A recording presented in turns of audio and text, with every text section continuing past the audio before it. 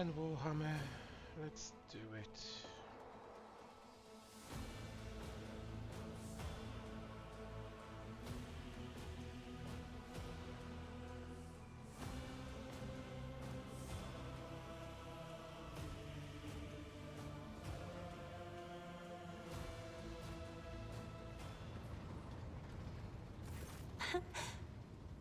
Words cannot describe how boring the bridge is without our stimulating conversations. Tell me about yourself, Cassia.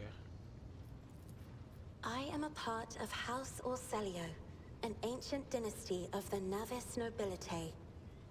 Since time immemorial, our family has served to advance knowledge, pushing at the boundaries of the dark unknown. The Starway Atlas contains 2,843 routes that chart the sectors of the Segmentum Obscurus and reach all the way from the Coronis Expanse to Holy Terra. Navigators identify so strongly with their house. It must be difficult for you not to be able to lean on your elders. But you have my word that I will look after you. You will? That would be most appreciated, Lord Captain. So you never lived anywhere other than Urek 5? Hardly. According to the chronicles of the house, I was born on one of the Orselio worlds. Oh, what was it? Please forgive me, Lord Captain. My childhood memories are too vague. Sometimes I dream about the colorful birds that built their nests in the garden, or the servants dressed in purple livery, or the blue fog that rolled over the lowlands behind the palace. But everything is covered in a rosy haze.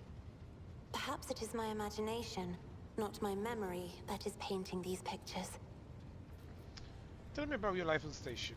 My stay on the station was wholly dedicated to preparing me for my future duty. Astromancy, astrography, numerology, the histories of my house and the Imperium, as well as other disciplines. For many years, dozens of instructors tirelessly prepared me for my destiny. And once a year, Great Regent Alronto would come to the station. He would entrust his beautiful vessel to my command, so that I could master the practical aspects of our art as well.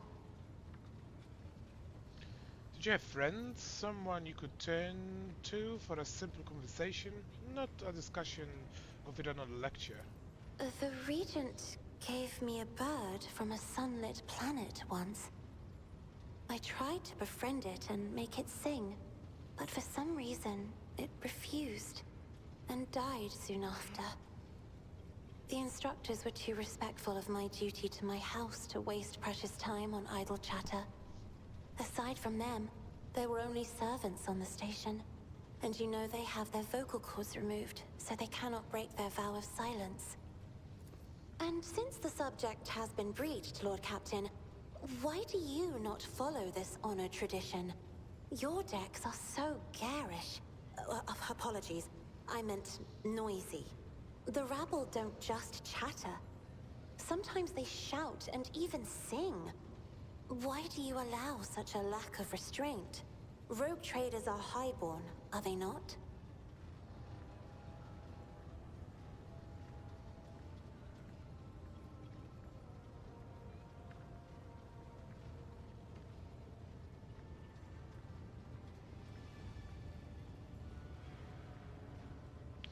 You have a point. It's about time we made the decks quieter. I will have the lower deck strips of the vocal cords.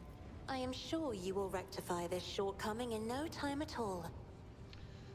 Your third eye, do you always conceal it? The Navigator's open eye is baneful to whoever the warp's ruinous shine falls upon, and therefore it is the symbol of our power.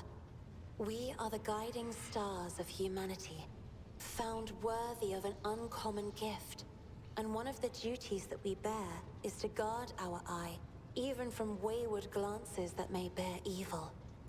Besides, I am aware that lesser servants of the Imperium may find our appearance repulsive. The Navigator gene twists the features the rabble are used to seeing. and the magnificence of our role cannot be grasped by their feeble minds.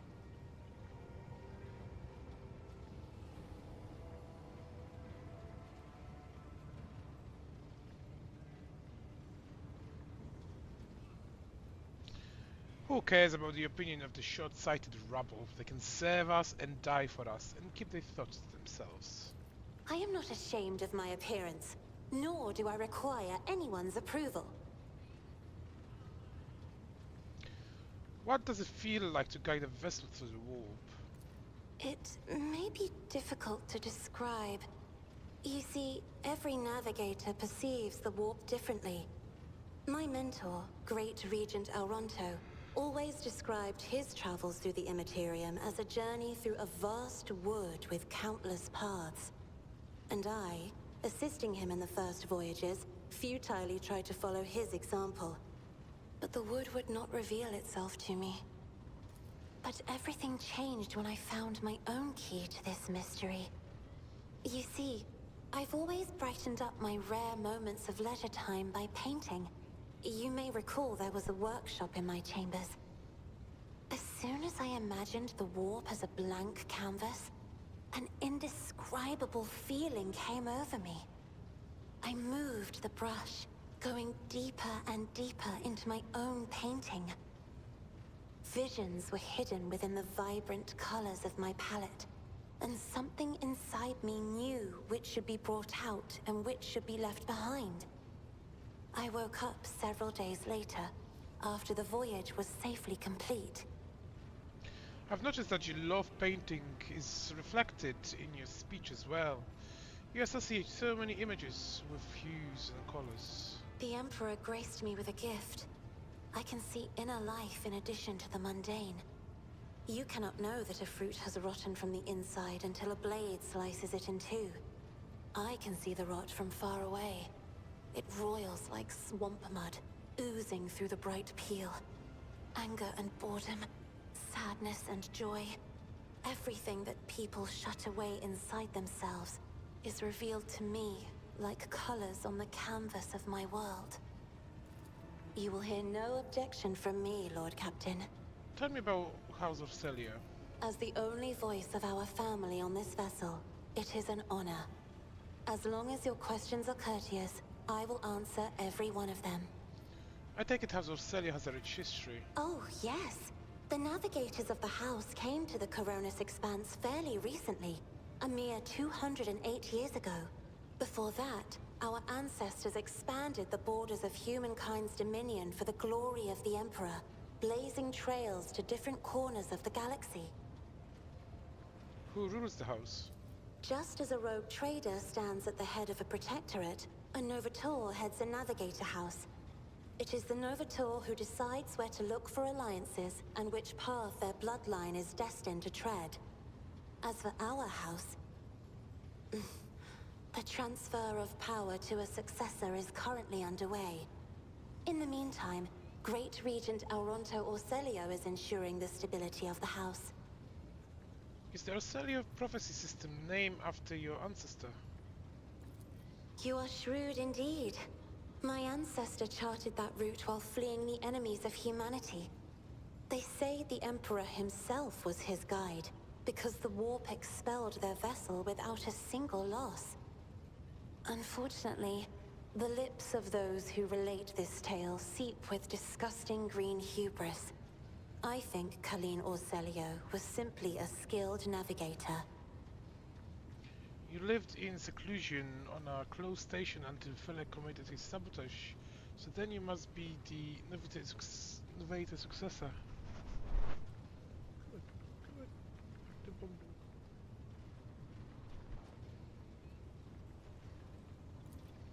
So, says Regent Auronto. Nothing is decided yet.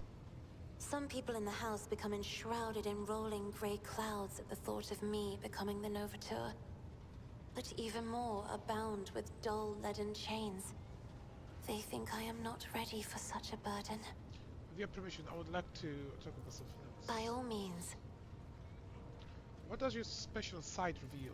Sister Argenta shines like a guiding star, inspiring resolve in those around her, seemingly inexplicably. However, I see a dark and ugly fog billow behind her, contrasting sharply with her shining light. It burdens the Sister of Battle. It drags her down. Yet Argenta herself is hardly aware of it. Seneschal Viserion is among the few whose colors are a pleasure to look at. Whenever the Seneschal speaks, heavenly crystal clarity spreads around him. And whenever he is angered, dark blue clouds condense over him. And in his rare moments of joy, a pure gleam of sunset pink caresses the souls of those near him. Out of your entire retinue, Lord Captain, he is the only one I would trust with my life. The esteemed Magus Hanuman is shattered like a beautiful stained glass window into a mosaic of colors. His bright, beckoning hues are mixed together in complete disarray. I must confess, it perplexes me.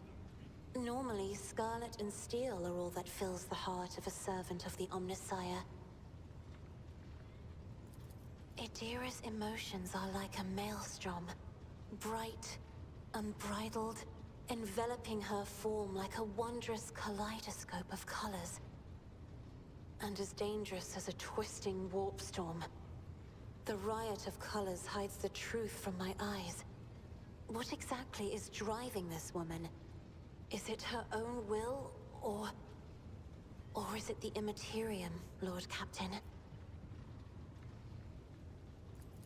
I have enjoyed your company. Thank you for the...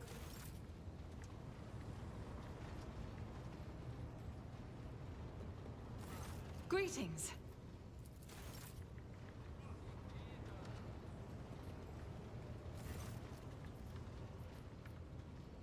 Do you know anything about the ship name Fiery Reckoning? Waver winces as if in pain. I haven't the name that much, I'm sure of, but I can't recall the details. I wonder if there was part of the operation that the late Maud was put in charge of. If it was, then there is nothing I can tell you, Lord Captain. The whole thing was kept under wraps. Your best chance would be to ask the High Factor. Maybe someone of his treasury records have mention of his fiery reckoning.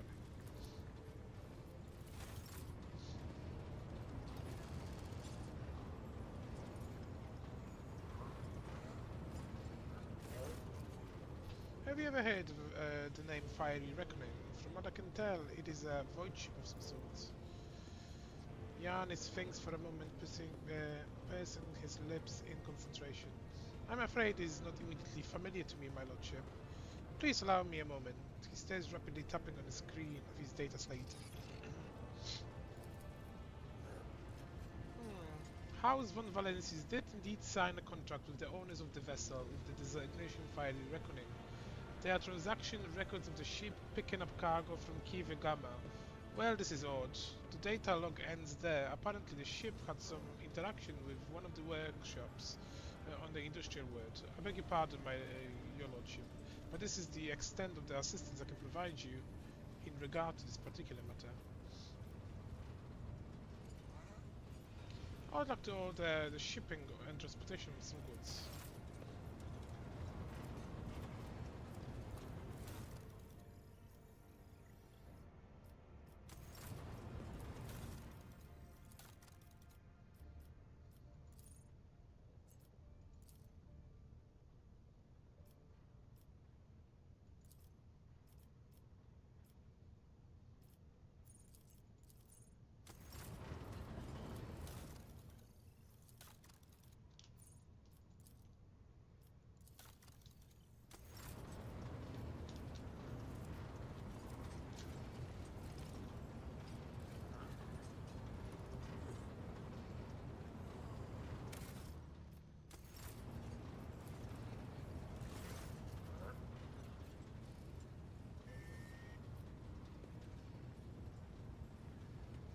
I would like to replace the painting of the late Theodora in my chamber. Hang my portrait instead.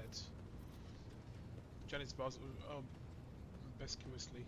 It will be done, your lordship.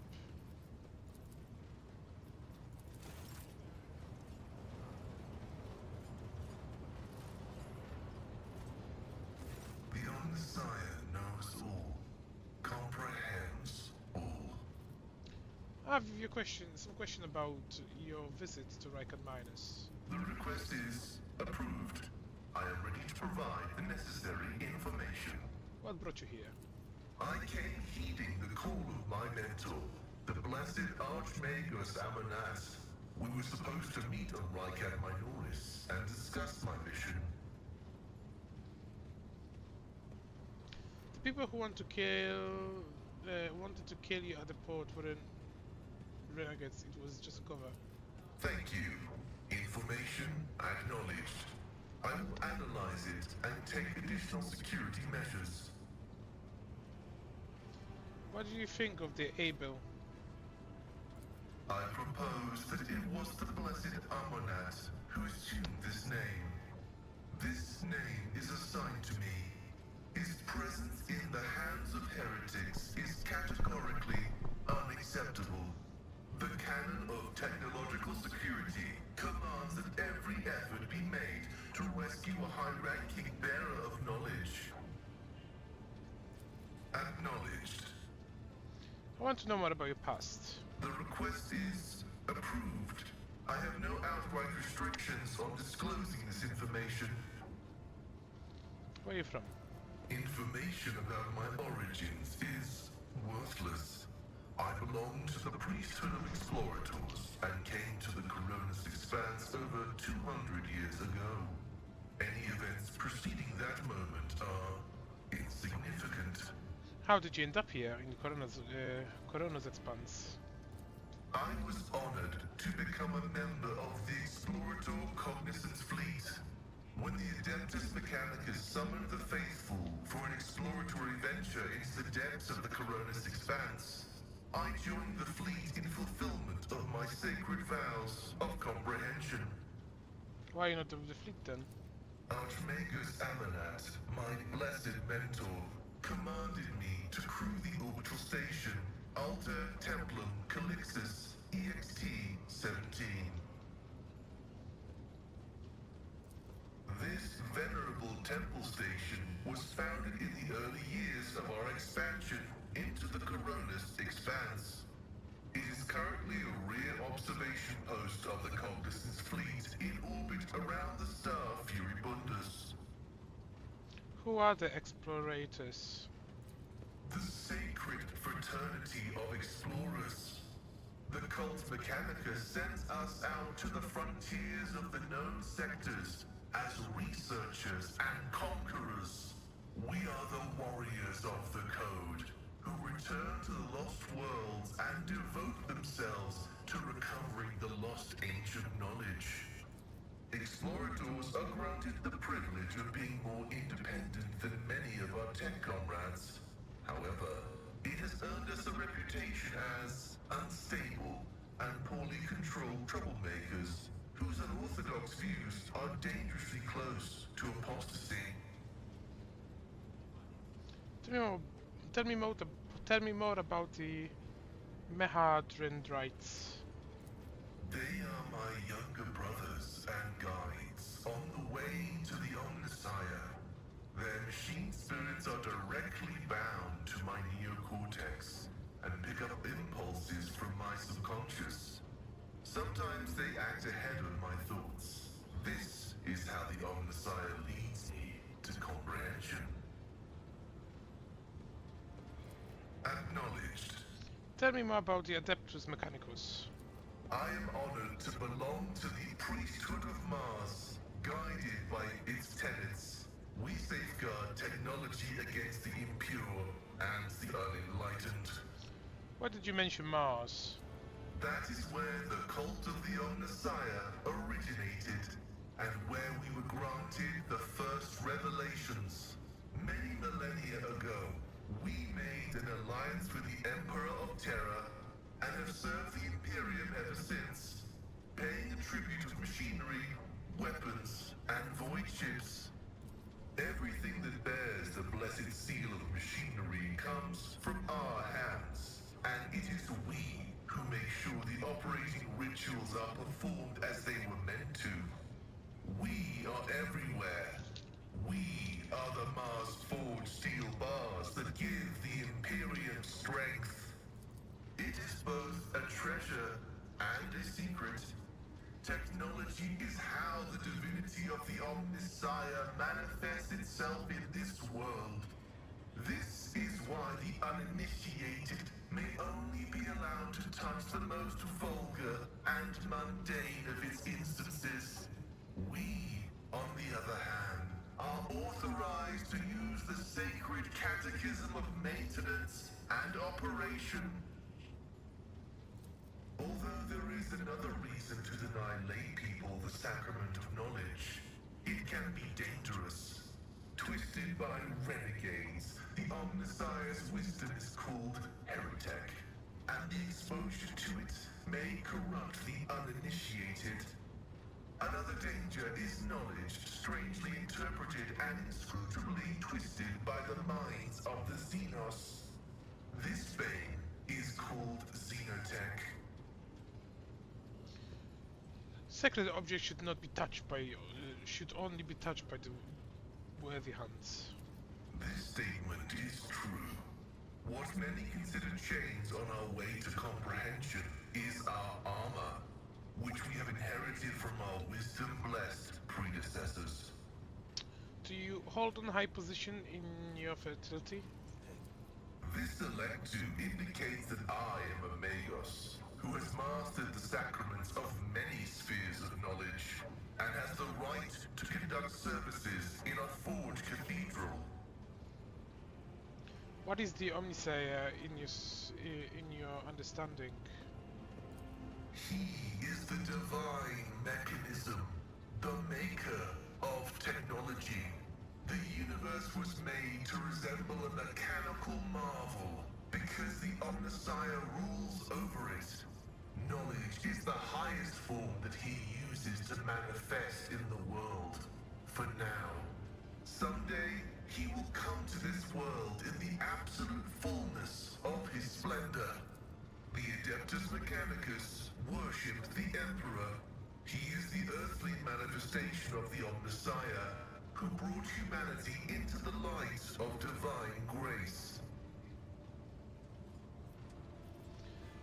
What is behind the Adeptus Mechanicus enthusiasm for replacing flesh with argumentation? Organic tissue is an imperfect replica of the machine. Transient and vulnerable. Metal is more stable, more effective, and more durable. Flesh speak is flawed next to binaric language. Meat begets weakness. It softens the mind and undermines discipline. But you can replace metal when it wears down. In addition, a machine is a supreme form of knowledge, and by assuming mechanical form, we become closer to the Omnissiah.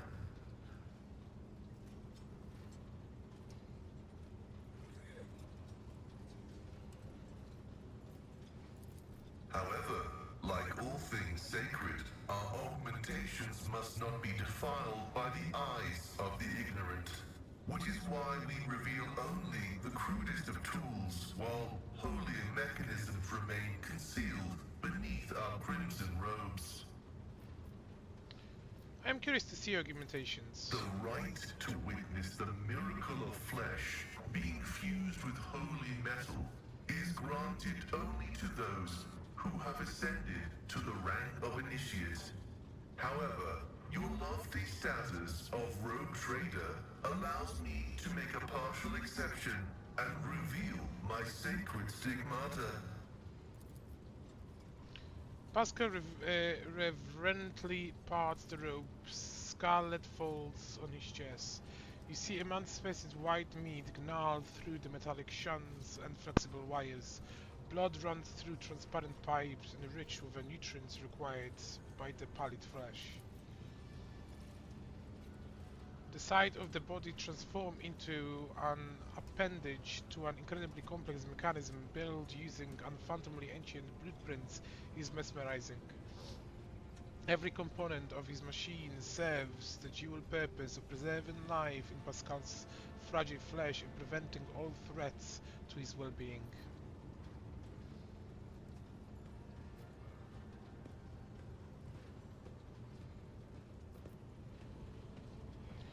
The Omishia has been generous to you. His creation is keeping you safe from death. The Omnissiah has been generous to you too. He has granted you understanding.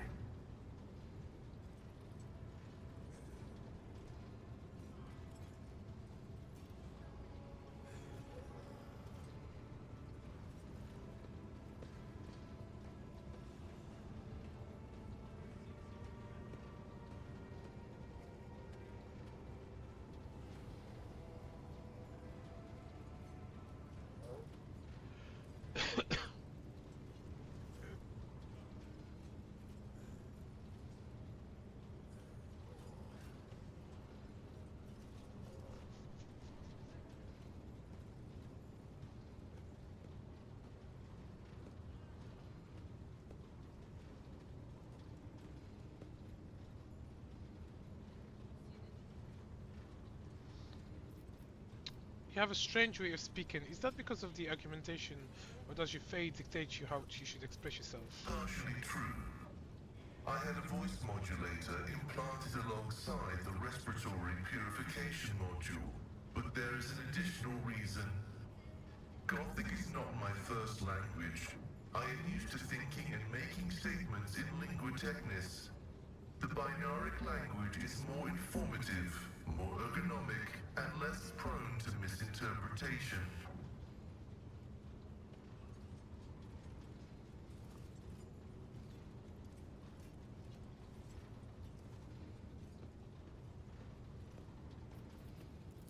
Acknowledged. May your labors be effective and fruitful.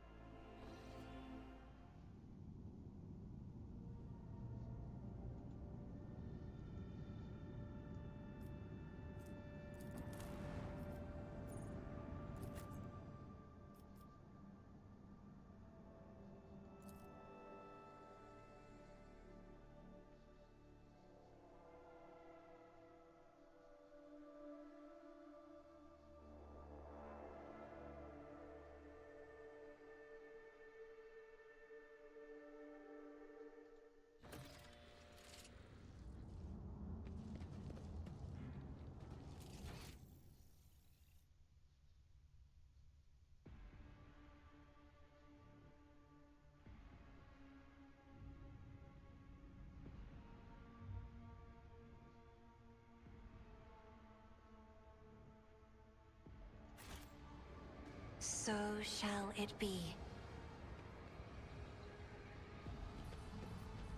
The premonition runs true. Judging by the dead people equipment, they were the same wardens the governor sent to the monastery's aid. Anything worthy of my attention? Judging by the fact that the species are molten at the edge, the statue was destroyed with the fire from the multi-laser turret on the type of that is mounted on the landing force shutters. The future is never certain. Compared to naval service, that was barely a challenge.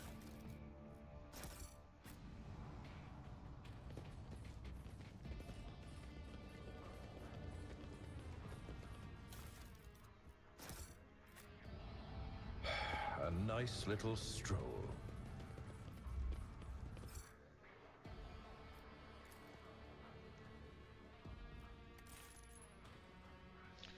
People unworthy of entering the hollow cornubium humbly said their prayers next to this computational altar. The sooner we start.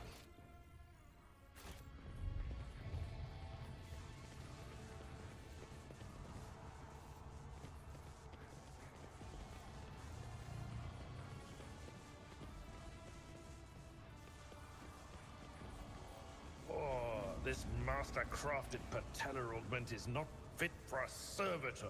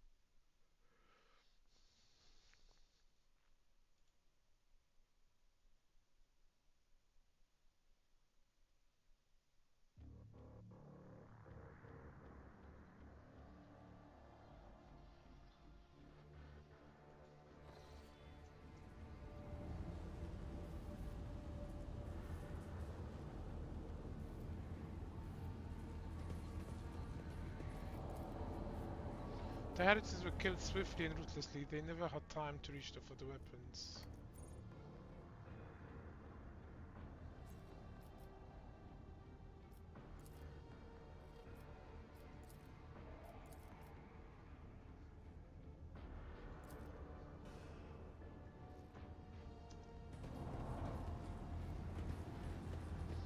Darkness looks beyond the brightest flashes, no? Two darkness.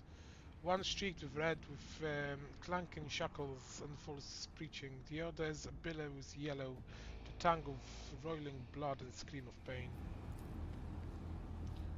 Mercifully quick electric shock was not what killed the cultist. His face is contracted in pain as he was tortured.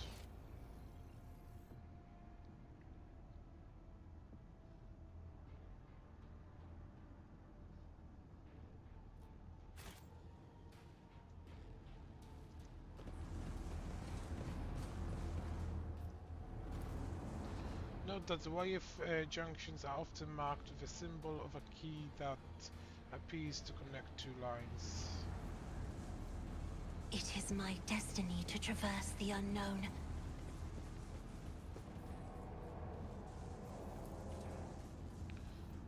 One of the maladies of machine spirits and the ways of diagnostic divination. Acquisition is possible. If such is the Emperor's will.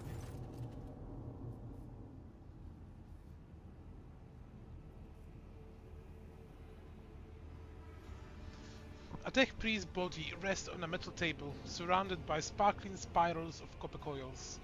A patina of sacred unguents covers his withered flesh. His arguments have been polished with great care. Intricate electrodes cover the dead man's crossed arms and bare torso. A stance of wires envelops his head. Pascal respectfully bows his head before the damned man and carefully touches the shriveled body with the tip of the machinedrite. Honored adherent, I thank you for showing us the truth of fabricator General Pashovriach Maxim. Death does not end the service of a spirit driven. Let's examine the body. The body seems motionless, but you notice a slight tremor in the fingertips. This ancient servant of the Omniscia must be data dreaming. His mind, enveloped in digital ravine, can freeze for hundreds of thousands of years while his frail body is decaying. This sacred state of trance is a great reward only earned by the wisest and most pious servants of the machine god. Such purity of color, I have never seen anything like this. Deep tranquility shrouded in a cool white cloud. Such unity of thought and spirit. The dead are incapable of excluding such hues. Next to the table the body is resting on, you see small amulets crafted from burnt cogitator circuit boards. There is no dust on this small offering. They were clearly left here recently. Can you hear me, Tech Priest? The light in the crypt becomes a little brighter and sharper, and the smell of ozone fills the air. The vox on the ceiling comes alive and lets forth a solemn binharic aria that turns into a crackling, somnolent voice. In this dark hour I am ready to bring you good tidings, tech brethren. Now respond with the words of the second galvanic hymn. The second galvanic hymn is a revered and miraculous prayer of the Adaptus Mechanicus. Naturally, you know it very well. Let us prize the twin charges, the body electric and the omniscient who lights the spark of the reason with us, and let us carry his charge to those who have turned their minds towards his light. Let it be indeed. Who or what are you? The vox voice grows louder. Praetor Electroid Dar Impulse II, by the will of the Omniscient, the prior of this monastery and the guardian of the miraculous fusion reactor, now and ever, word without end. Here in this cell of mine I have conquered death, and my mind has soared towards the Omniscient in a blessed data dream. My body decaying, but my spirit will remain by my master's side. For I am the sacred sentinel of the code, the guardian of the secret relic, and the eye that watches over the right of operation. Tell me what your data dream is like. I am one with the motive force, and it opens my mind to the sacred impulses of knowledge. My reasons has become as fast as the flying electrum and the ray of light. The time is no more for me, for I am eternal. In my binary reverie, I comprehended the wisdom of the machine god and shared it with the humble priests who came to my cell, thirsting for knowledge. The monastery is under attack by heretics, can you help? In my data dream, I saw the unholy requests and rejected them angrily, for it is said in the 4th article of security, no unbeliever hand shall intrude upon the operation cycle. They have seditious design on the relic, but should I give you, who does not belong to our faith and fellowship, my blessing to stand up to the blasphemies? Would you prefer to wait until they get the dirty hands inside your sacred reactor? Do you have any idea what they will do to it? The relic, the mere thought of its desecration is a blasphemy. The mere chance of it is sacrilege. So be it. In the name of shaming the unbelievers, I grant you the blessing of special access and protection from the rage of the motive force. Dry crackling sounds come from inside the crypt walls and awakens Cogitator's process the unchecked tech priest command.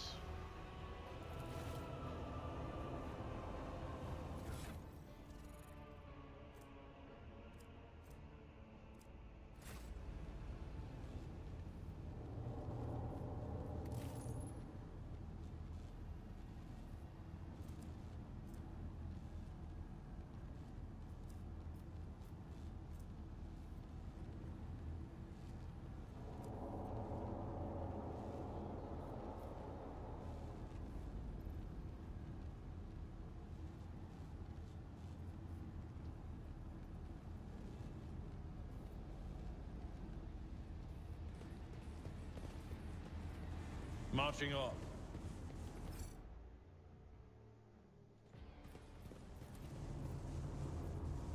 The cultists were killed with a hair to the back from some kind of electric weapon.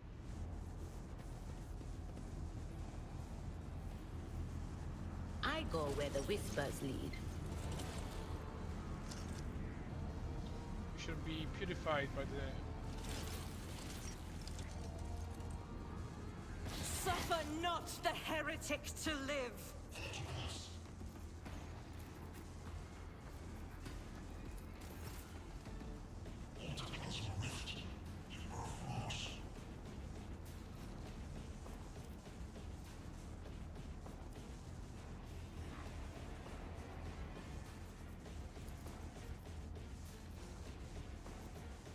Me. If you insist, Lord Captain.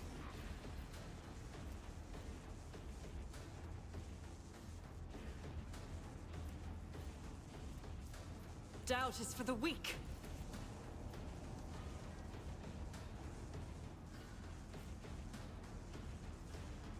As the Emperor commands, but you might eradicate it.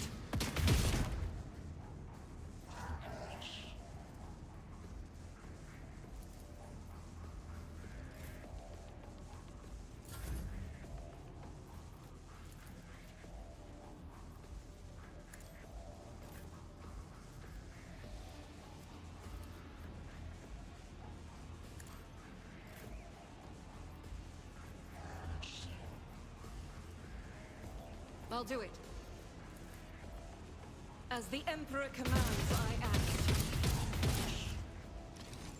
I'll do it.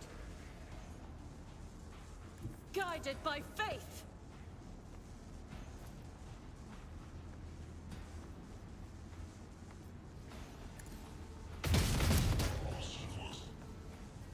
As the Emperor commands, I act.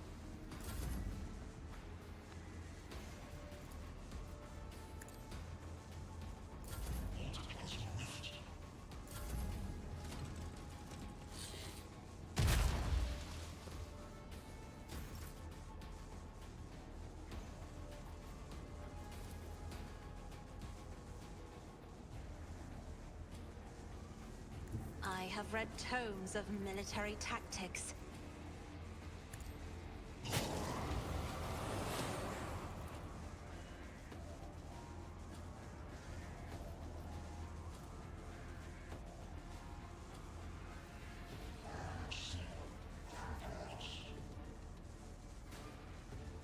Isn't this a job for the serfs? Me? If you insist, Lord Captain.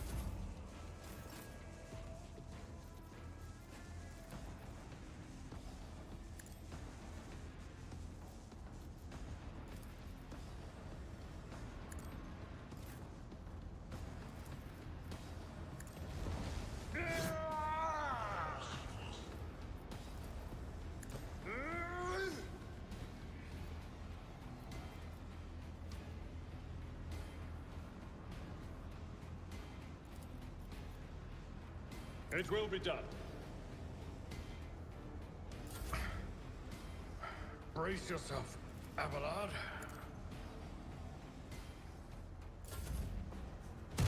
Pain and duty go hand in hand.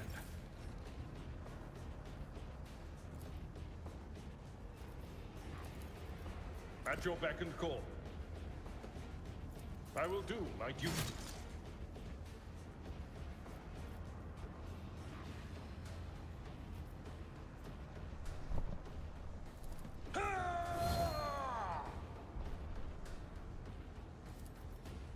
Indeed.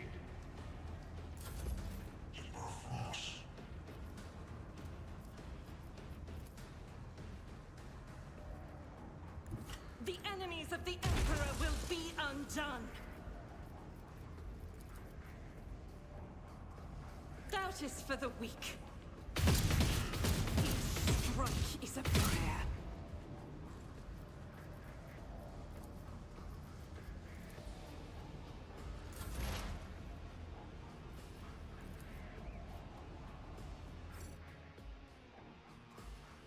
But of course, be calm. Anything else? Just a minor setback.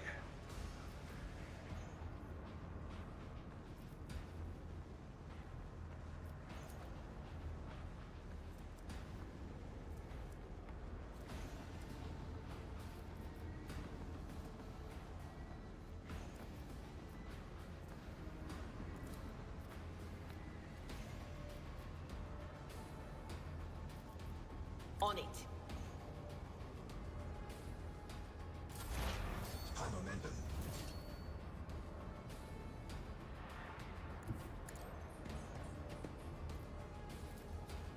The Omnissiah knows all, comprehends all.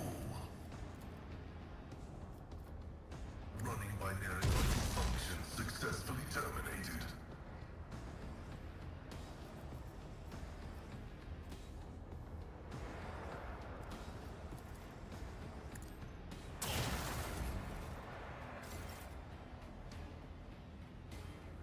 Step aside. The navigator is coming. I'm not accustomed to being ordered around.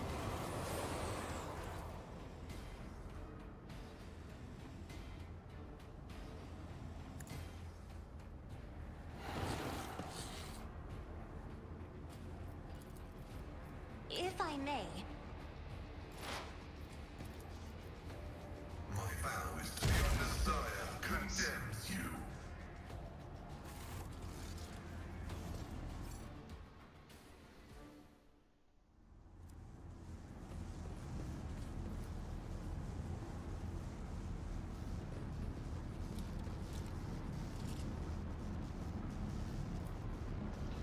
The mod force field seals the passageway, threatening to incinerate anyone who touches it.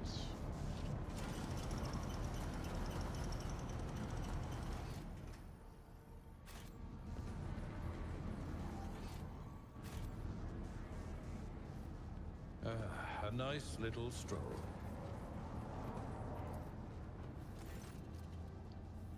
The cogitator's green screen lights up when you approach it and displays the flashing message. Pilgrim, only the words of the first Galvic hymn will reveal to you the gifts hidden behind the veil of knowledge. Now chant with me. Let us sing this sentient to the device keyboard lights up, clearly expecting you to enter the rest of the verse. Pascal, can you remind me how the hymn goes? Pascal Vox lets out a noisy groan as if it's cleansing his throat, but then stops absolutely. After a brief pause, he averts his gaze and says in a rasping voice, "It is not known to me. Only the high-ranking serve at the shrines of energetic prosperity are permitted to perform First Galvic hymn." Abalat snorts and struggles to suppress the individual smile. Emperor's help us all. The esteemed Magus has been caught out, not knowing a prayer, and now he's floundering like a cadet in an exam. I never thought I'd see the day.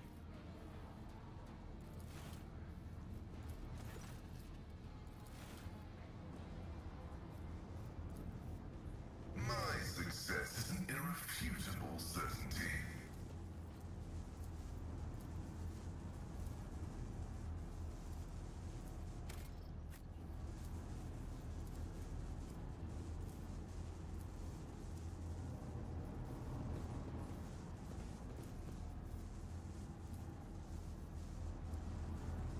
Whatever you wish.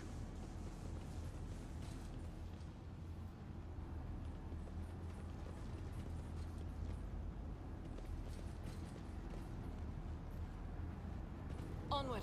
Searching is my observance.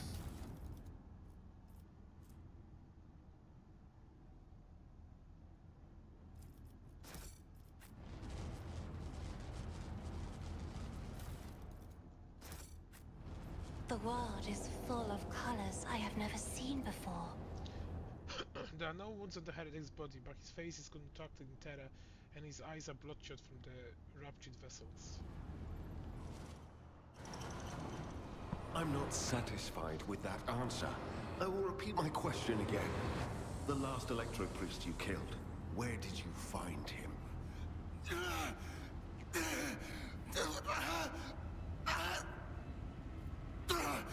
Burn in the fire of dawn! Servant of the corpse! And another one meets the limit of his utility. The last of them.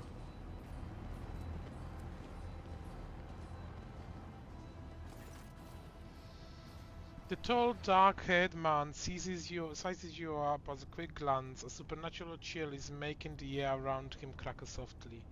The expensive fabric of his jacket is stitched with gold thread and marked by several reddish-brown stains. A forged sword and a vox hang from his belt, and the emblem of the Holy Inquisitions glitter on his chest.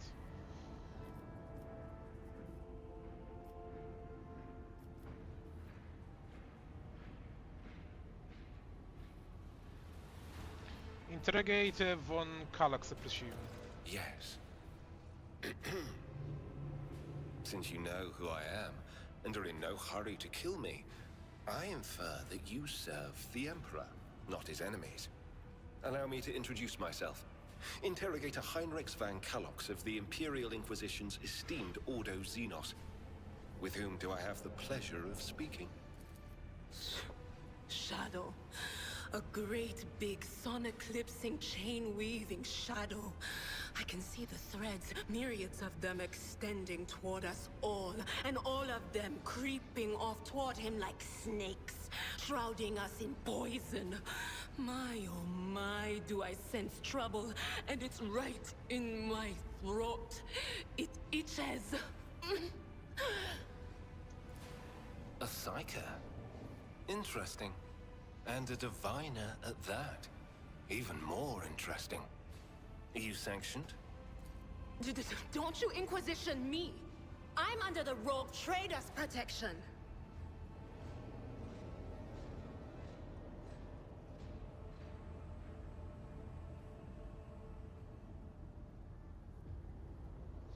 Hydra predictions are seldom wrong. I will be watching you. And I will be watching you. Now that we have declared our intent, let me ask again, who are you? Rogue trader Nethys von Valancius. Von Valancius? To the best of my knowledge, that dynasty is headed by the esteemed Theodora von Valancius.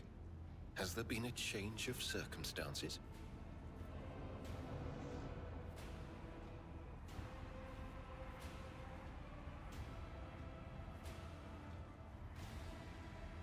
I see you take no end of pleasure in your job. I've barely introduced myself and I'm already being grilled. I do admit courteous small talk is not my strong suit. What brings you to the sanctum of the Omnissiah? I'm here to collect you. I'm under orders from the Lord Inquisitor to offer my assistance you may require, which will I am to provide you with safe passage to footfall aboard my ship. Then the timing of our meeting is fortuitous. I am requisitioning you and your retinue for my task. Requisitioning? Young man, your choice of words is unseemly to the point of insult. You're addressing a rogue trader. I don't imagine you'll be any happier if I say taking into inquisitorial custody. To aid his faithful servant in the fight against corruption is the solemn duty of all whose actions affect millions of the Imperium's subjects. Let your example guide those who will carry the Emperor's light across 1,000 stars. You are familiar with the works of Inquisitor Alistar the Redeemer. Not every acolyte can say the same, let alone people less initiated. Please forgive my lapse in manners, Lady Navigator Orselio. It is a great honor. I came to Rykad Minoris on a mission, which a rebellion prevented me from fulfilling. The governor is convinced that malcontents from among the rabble were the instigators, but I immediately suspected a more sinister presence at the root of the mutiny. My visit to the monastery and a few unhurried conversations with some of the rebels confirmed my suspicions.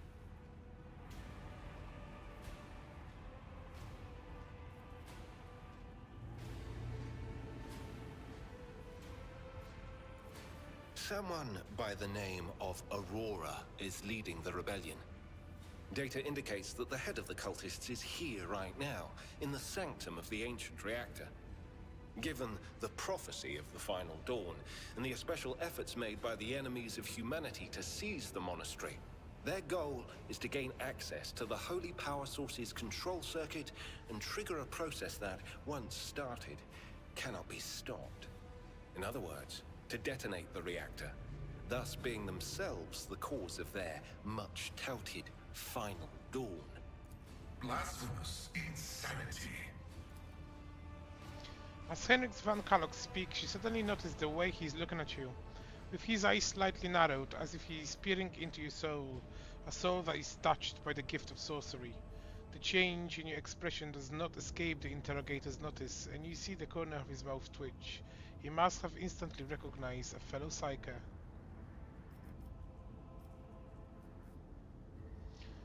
And precisely what are you doing at the monastery?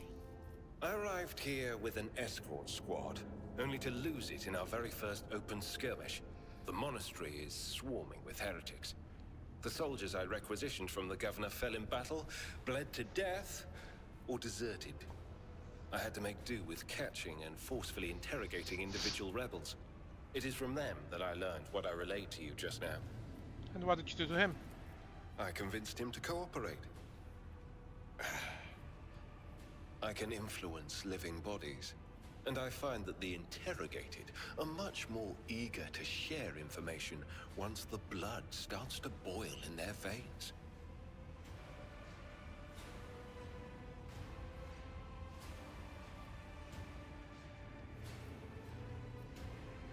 Okay, I can help you with Aurora, but let's reinforces. Thank you. Regrettably, the governor's people showed themselves to be unprepared for the perils of this place. And extracting blade shards from a person's stomach is beyond my powers. I hope that a rogue trader's retinue will prove more capable than a group of soldiers fresh off the base. I am positive that not all of the electro-priests within these walls have perished. The heretics spoke of shadows emerging from side alleys to make short work of the cultists invading their abode. I surmise that the entrance to their hiding place is somewhere in the hall, near a machine known as the Circular Cogitator. I imagine it's one of the local sacred relics which the electro-priests treat with special piety.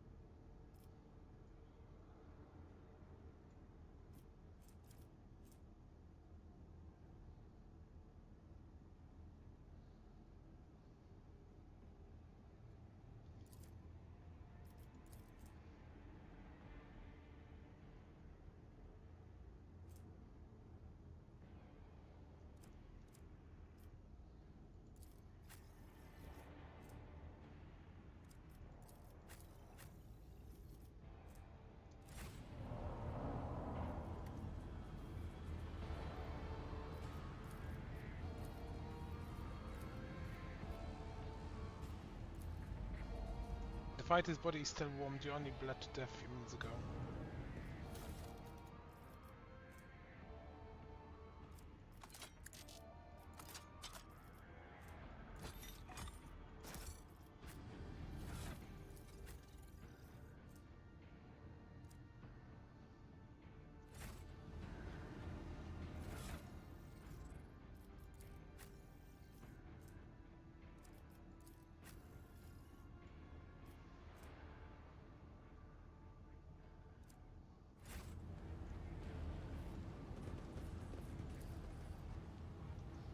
A Han uncomfortable summer medication bed is equipped with natural ports to connect the sleeper to the monastery cognitive network.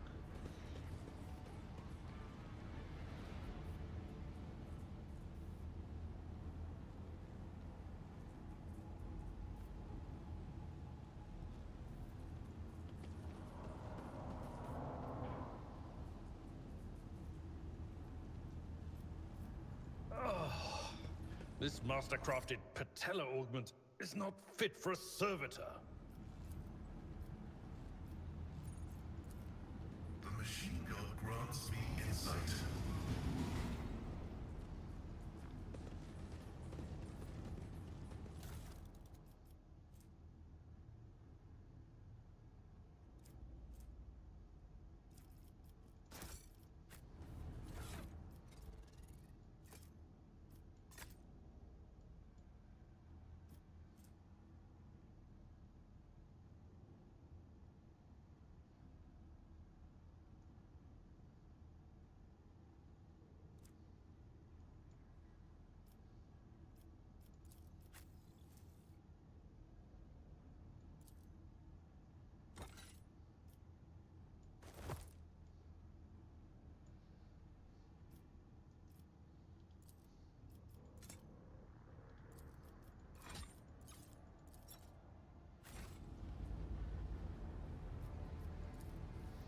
The symbol from the Omnicia is inscribed in the wall with grooves of electric discharge fanning out from it like a river.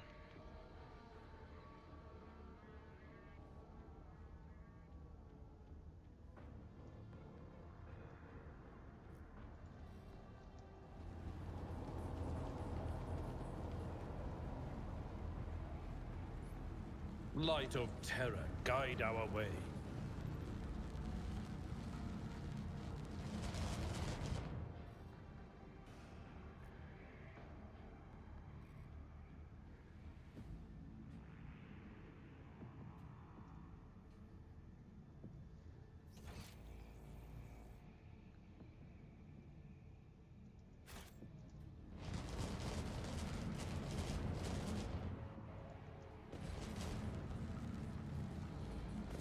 I see your darkened colors. Crush them!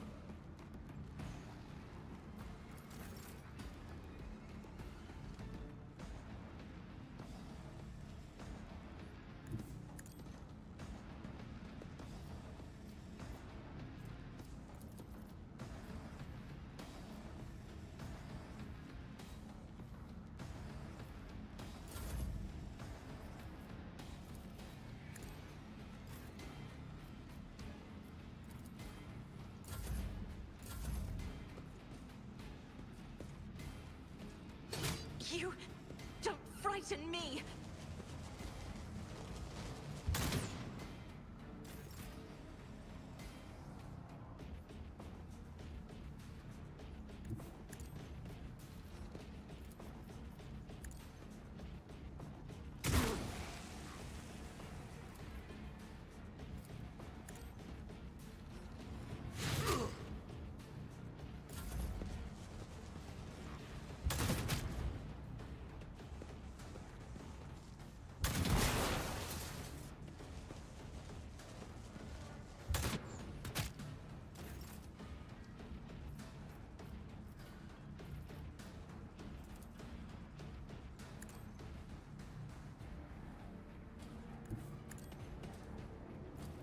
I won't object if your reckoning is due.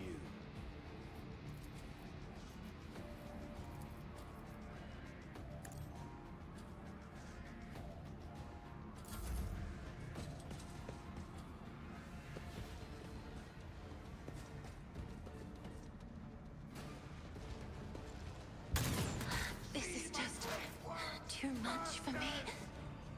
Heavy is the tread of his faithful.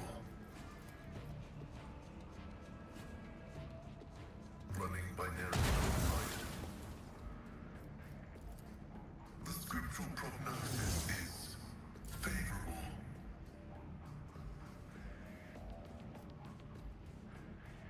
Be careful not to cross my gaze. Duty demands.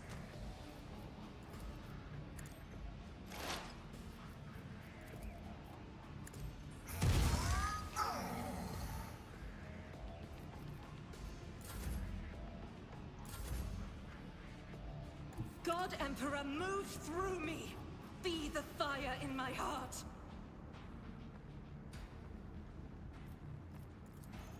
Faith without deed, none can escape the Emperor's judgment. I'll do it. It will be done. Follow my lead. At your beck and call. It will be done.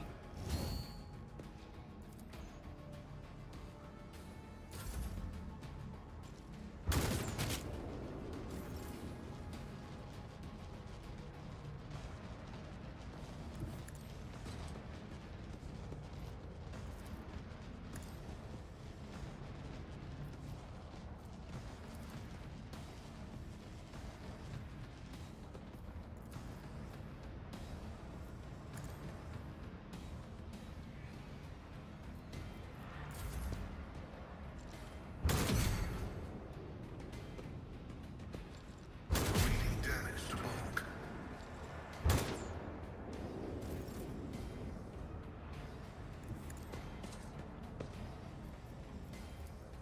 For the throne's glory.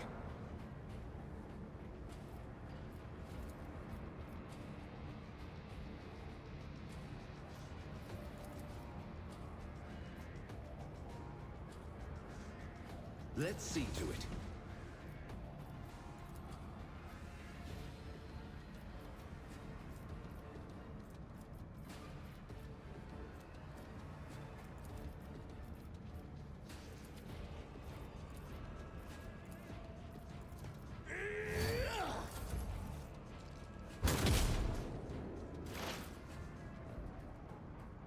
As the tactical imperative dictates. Function successfully terminated.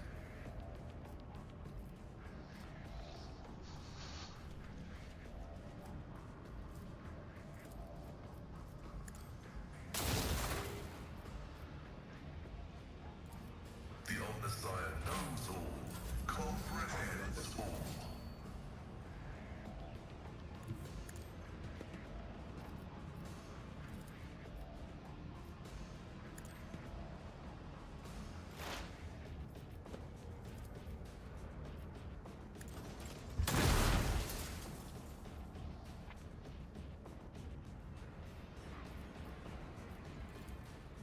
Running binaric override. Request approved.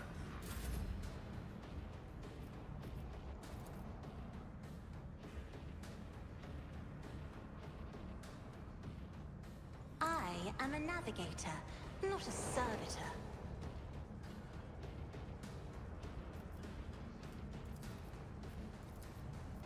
Me, if you insist, Lord Captain. I will bathe this battlefield in righteous fury!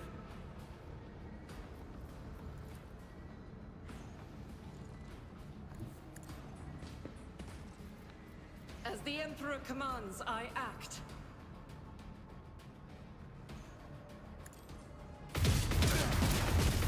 Eradicated.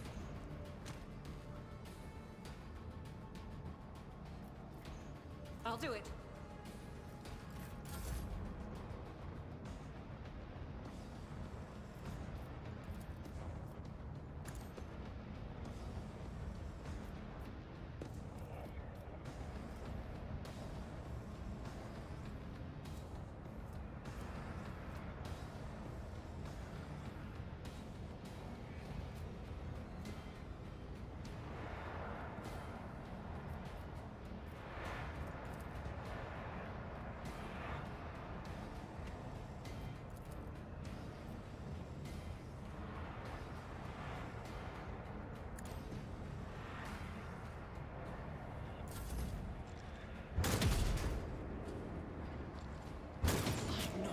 it! I'm enraged!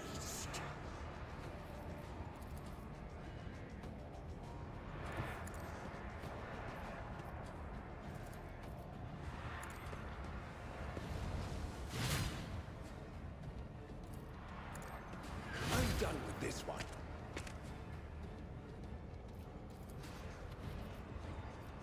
Naturally.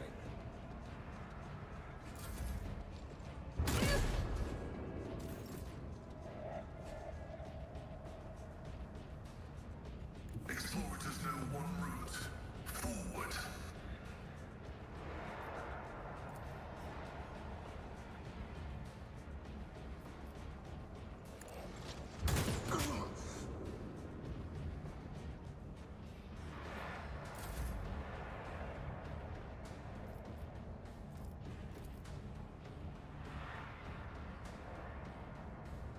I'm not accustomed to being ordered around.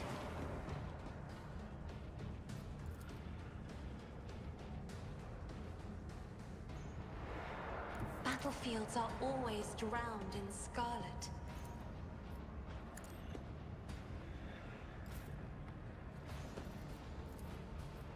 Let's see to it. The Inquisition sends their regards. Your reckoning is due. I won't object to it. Guided by faith. Faith without deeds is worthless.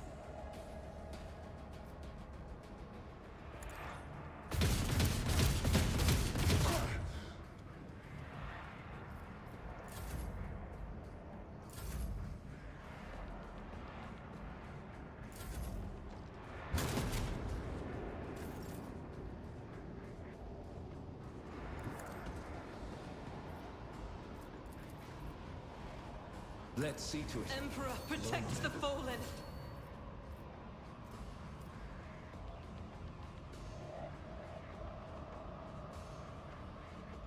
Activate calculated fury algorithm.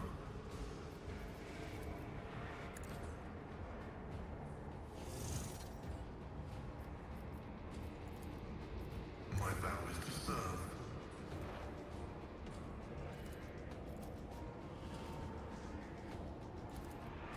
The order is contrary to dogmatic protocols.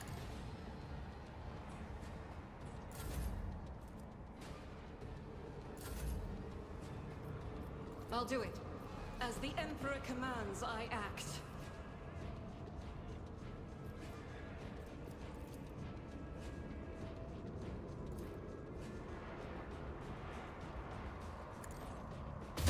None can escape the Emperor's judgment.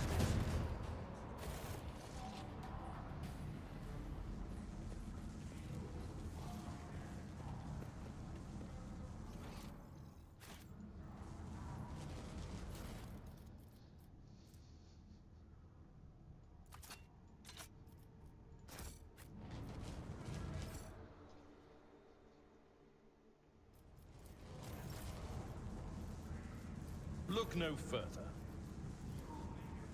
This wound will make a fine scar. I needed that.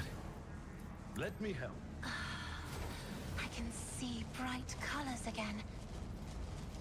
Your seneschal is always there for you. House Orselio thanks you. I did it? These dead heretics are suspiciously different from the others. The symbols of the clothes are drawn wrongly and start and issue military uniforms show through the blasphemous status.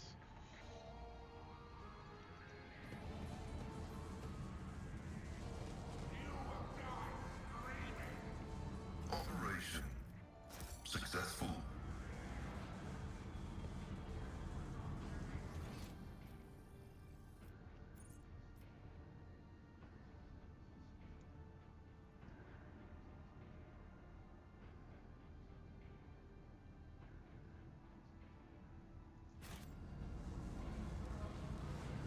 I'll chart a course for you.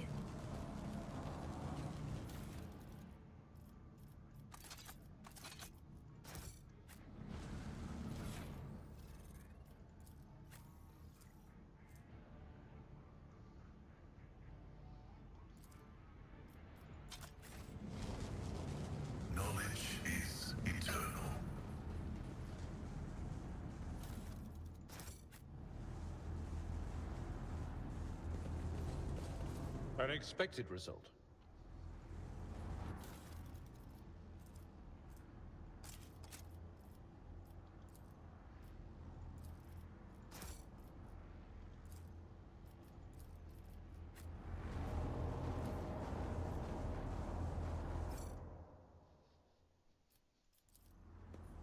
My success is an irrefutable certainty.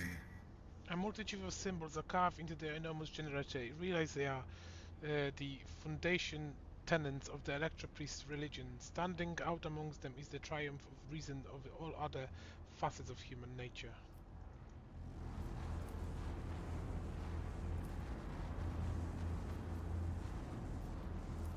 Experience?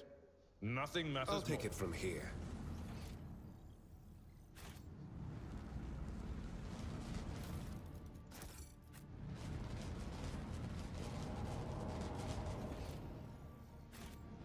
Litany of reconnaissance recited.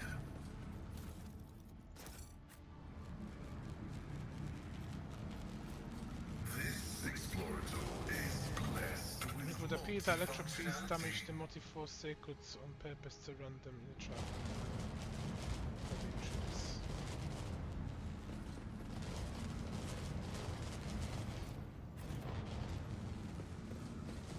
I'll guide your vessel and lead you on your way.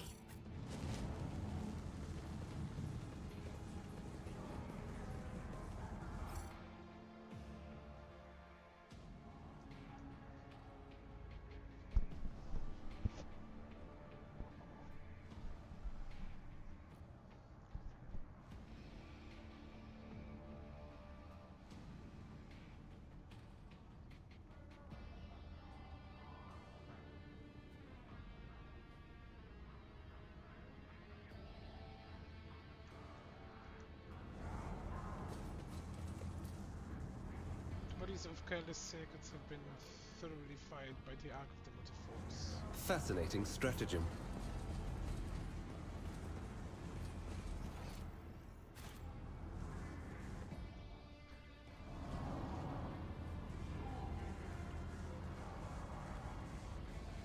Ha!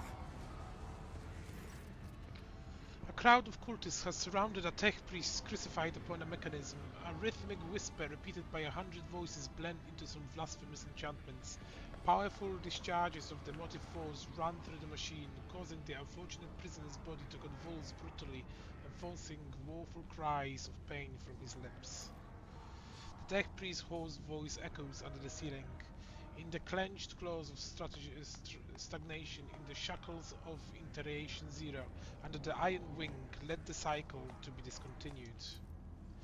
Pascal Mahendry spring into combat mode instantly, and a woeful rattle comes from his vox. I'm registering a severe violation of the Purity Protocol. The blessed Amaranth has been captured by the heretics and is being tortured. Are you sure this is Adamant? Confirmed. I do not observe his face, but I recognize his words. Let the cycle be discontinuous is the blessed Amaranth motto. How is he bearing his torture, this torture? A devotee of Omniscia is capable of withstanding great bodily torment with no loss of functionality, but our flesh reinforced with sacred iron will preserve. The purity of spirit may perish.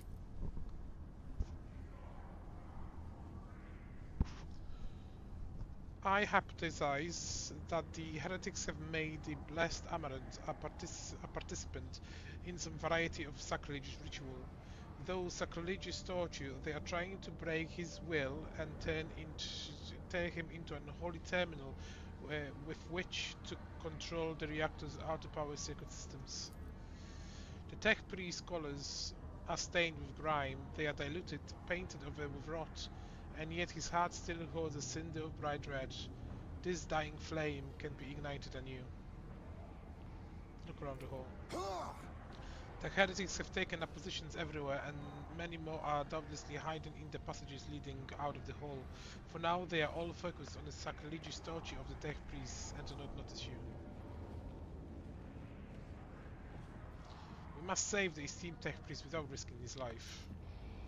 The mansion right points to the corpses of heretics lying nearby. We can use the blasphemous clothing as a disguise and recognize we can sabotage the power units, overloaded them and thus clearing a hall of heretics. The lightning discharges have charred the cultist corpses. Whiffs of smoke raise from the empty eye sockets whose contents have evaporated. The clothes covered in the blood of innocents are crudely painted over with the emblem of the arch-enemy, which exudes a repulsive air of soul decay. I shudder with disgust at the mere thought of having to touch clothing adorned with unholy symbols, let alone wear it. This is the first step towards falling. A small compromise with evil that will lead to something greater. Is there truly no other way, Rock Trader? The signs of the arch-enemy are not just painted symbols, but conductors of his will. The words of this prayer, even spoken without face, their coat of arms, even deceitfully worn, all this increases the presence of the ruinous power near you and draws the corruption attention to you. Cassia stares you in aura and corrupt the clothes and scatters human ashes. Don't make me.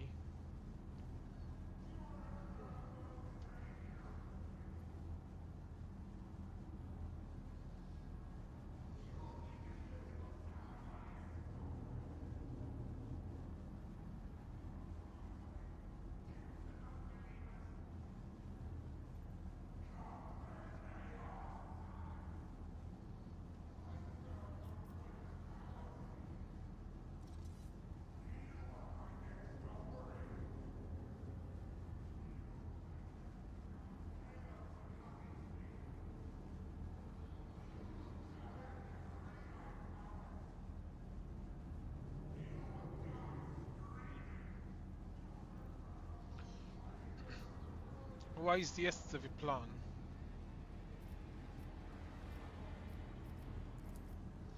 Uttering a litany of actuation for the power units from the Lumendoskin command, Thrawn will direct the motive force created by the blessed reactor into the hole.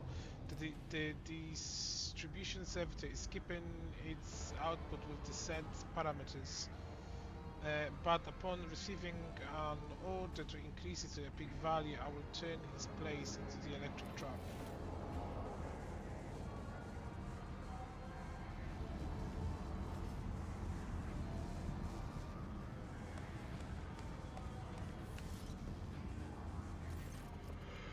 The safety system protecting the hull is controlled from the machine altar, which must be disabled. If these operations are performed, I can guarantee that not a single blasphemy will survive the omniscient wrath and that will unleash upon this place.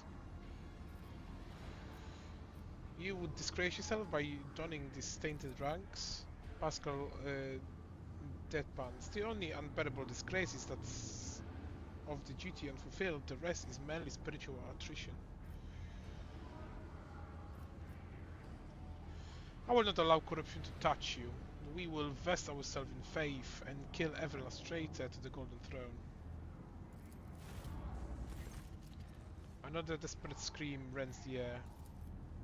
So be it. May the Omniscient protect the blessed adamant in the coming battle. Death to the blasphemies.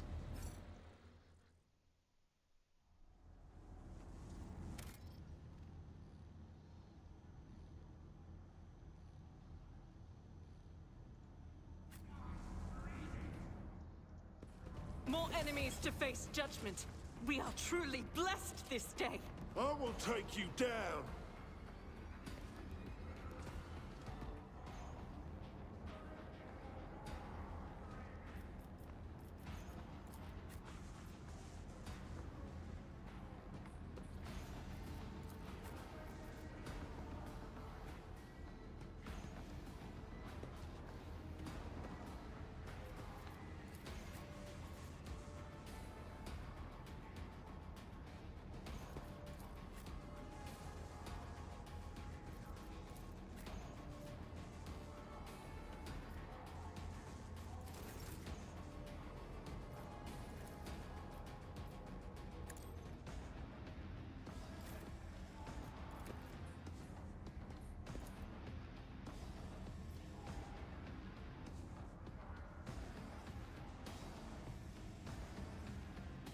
I'll do it. A prayer. None can escape the Emperor's judgment. I refuse. Faith without deeds is worthless. The enemies of the Emperor will be undone! Doubt is for the weak.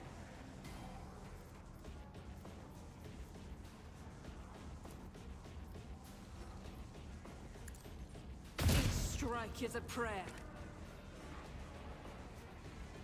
My faith shields me!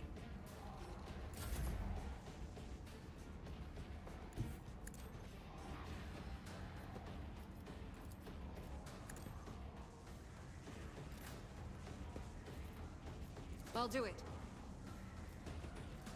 As the Emperor commands, I act.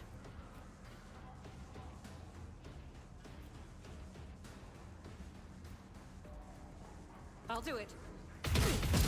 Eradicated.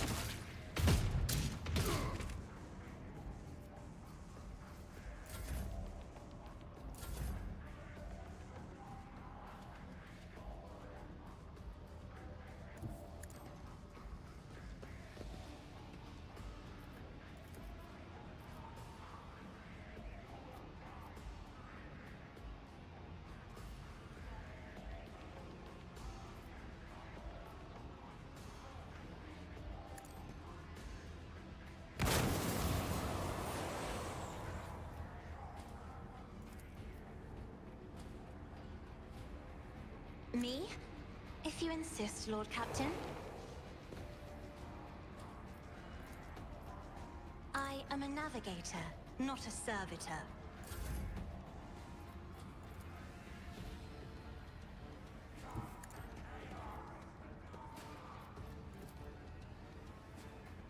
I'll put my psychic abilities to use. Be gone.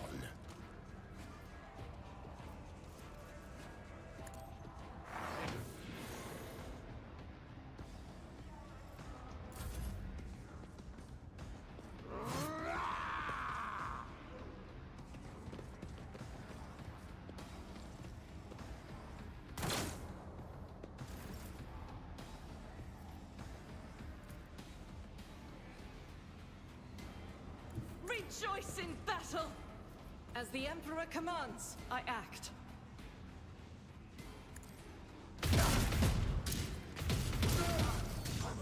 None can escape the Emperor's judgment.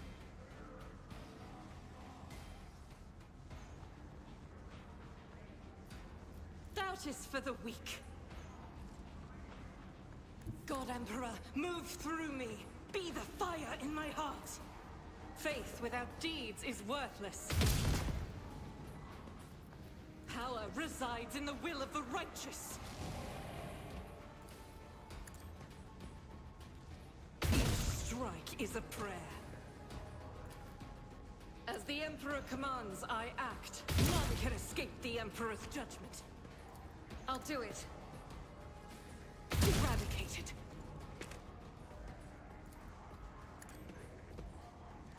None can escape the Emperor's judgment.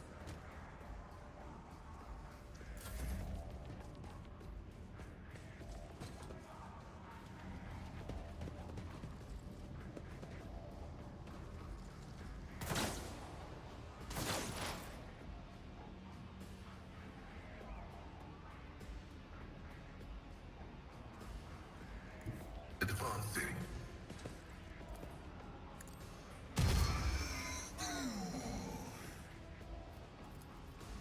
Running binaric override.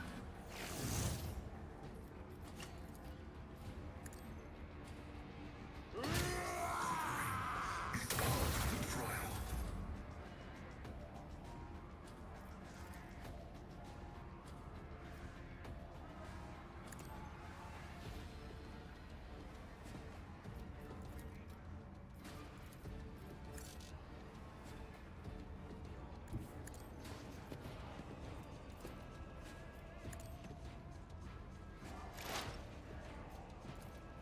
Request approved.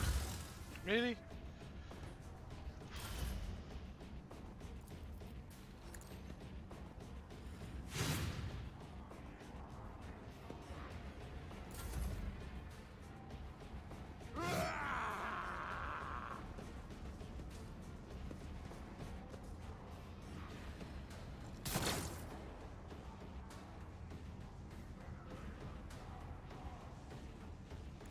tried and tested tactics are the best ones. At your beck and call. I took care of this one.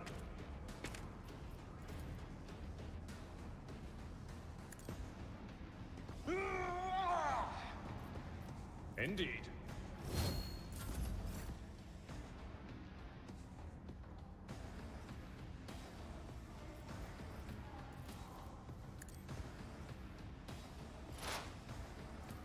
The Omniscient knows all, comprehends all. High momentum. Emperor, give me strength.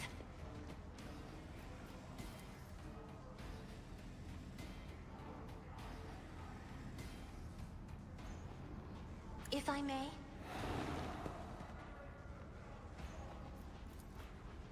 Me? If you insist, Lord Captain.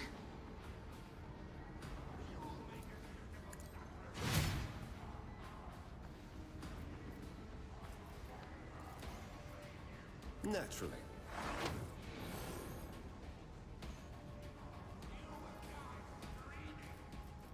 Let's see to it.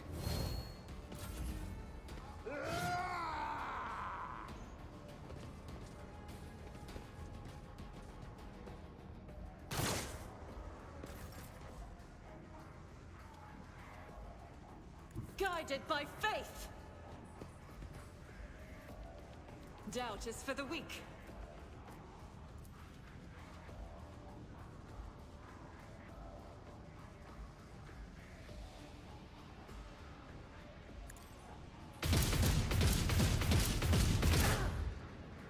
As the Emperor commands, I act. Nothing!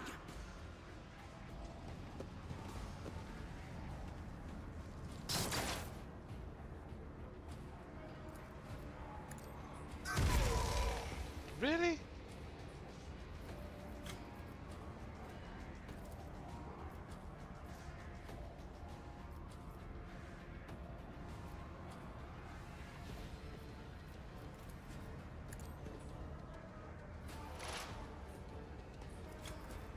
My vow is to serve. Request approved.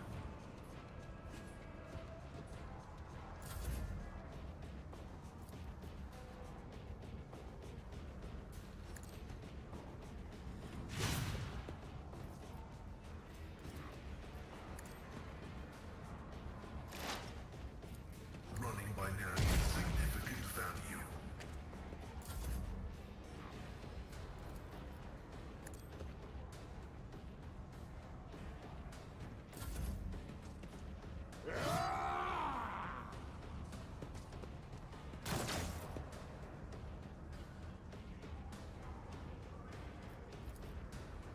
Victory is imminent.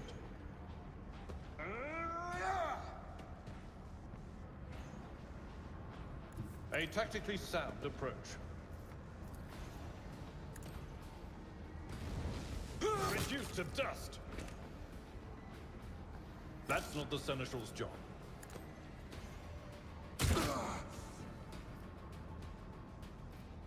We'll rule the stars themselves. My place is at the fore. It will be done.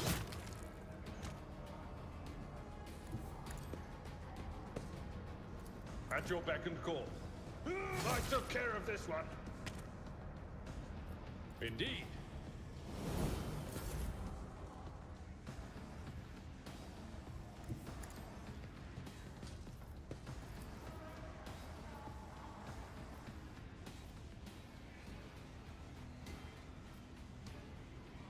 Isn't this a job for the serfs? Pain cleanses the body.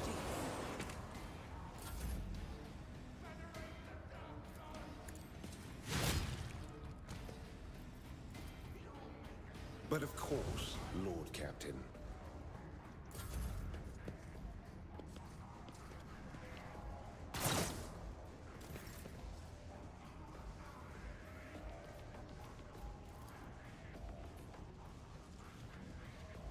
I will bathe this battlefield in righteous fury. I'll do it. Faith without deeds is worthless. Doubt is for the weak.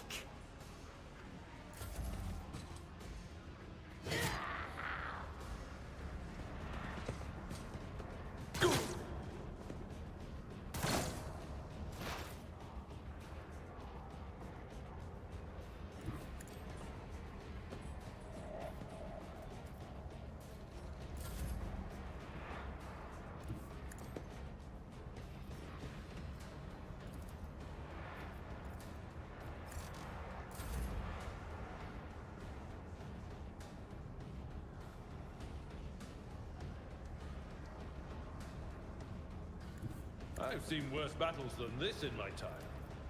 At your beck and call. What?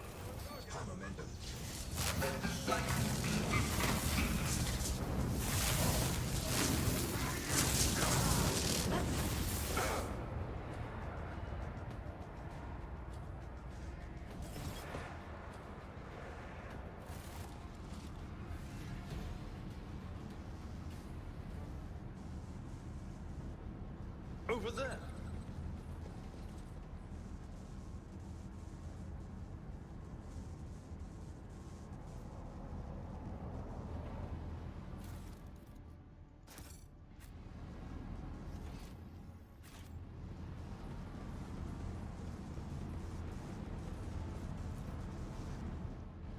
How can one find the right way without his light?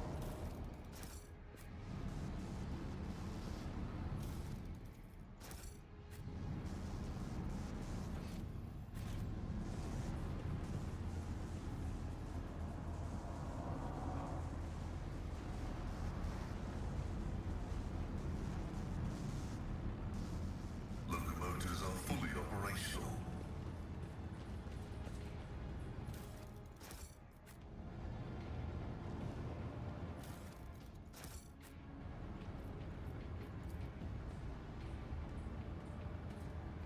Operation successful.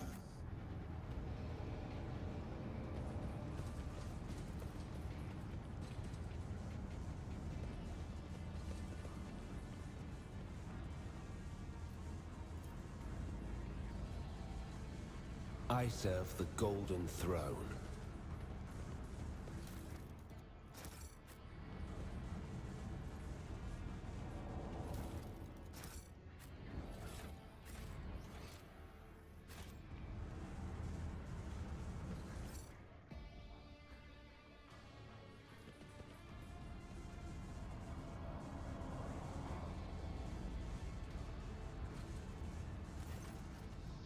The cycles of the foreordained, there looks a flaw of worship. The tech priest's body convulses.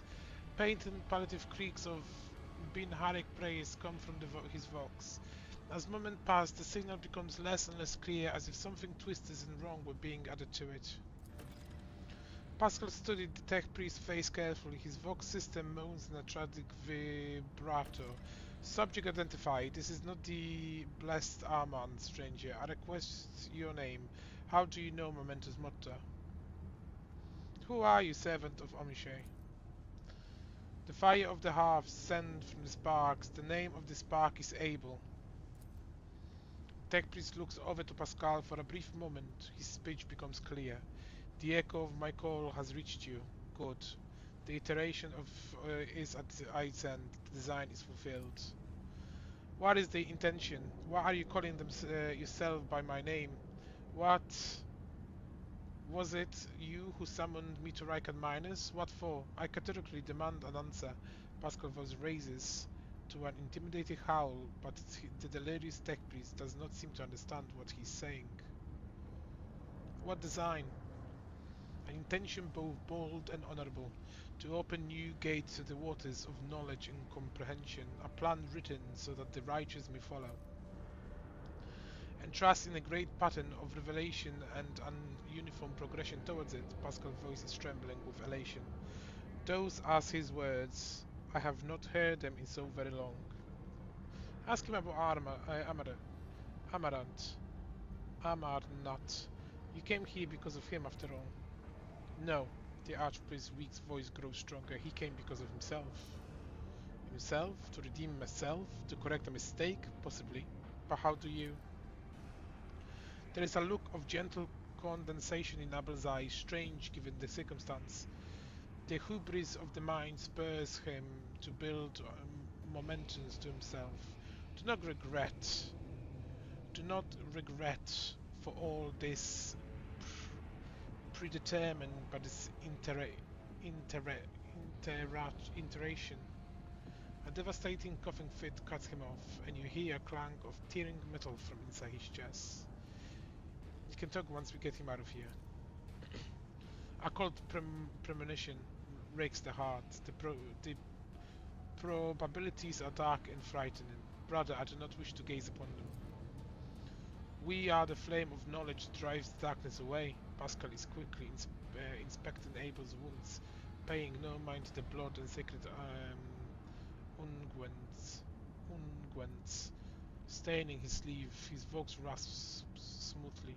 Do not fear what is to come, brother. We are already there. Examine him. There are deep burns all over his flesh, and the skin around his arguments is charred. Blasphemous spells have been carved into his sacred iron, forming unholy litanies of scrap code. It is amazing how robust the Tech Priest's life support system have proven to be, maintaining the spark of light in his gravely wounded body. Do you know him, Pascal? The subject has not been identified and has no record in the catalogue. Interrogation is possible due to the subject's evident effective state of clouded consciousness. How did you kill those heretics? What technology did you use? Existence has worn thin and threadbare. Eschatos has discontinued the cycle. Eschatos, this word does not appear in my catalogue, but I am aware of his existence. Perhaps it sounded in the Bless Amaranth sermons. I must consult my notes. Try to take down the Tech Priest's face on the machine. As you touch the Tech Priest's battered flesh, the shifts his gaze to you, that says with sudden clarity, many sparks have gone out, but not all. The electric spheres are alive. In the darkness, I hear the prayers. Find them, save them, recite the hymn of contact, sacred restoration, so that you may behold what is hidden. A blast of the motive force runs down the Tech Priest's body, and his face contracts in a mocking grimace. Malformed Binhare coat repulsively jarred on the ears pores of his vox. Information archivized to the priest that the sacred restoration hymn in the entrance password to the Electro Priest hiding place. Pascal responds with a dour rhythm of a containment aria. I note with great sorrow that the cultist ritual has been partially successful. My tech brother has been tainted by corruption. He is in the grip of a schematical and unholy imitation of the machine spirit. I require immediate activation of the Texoscrism protocol.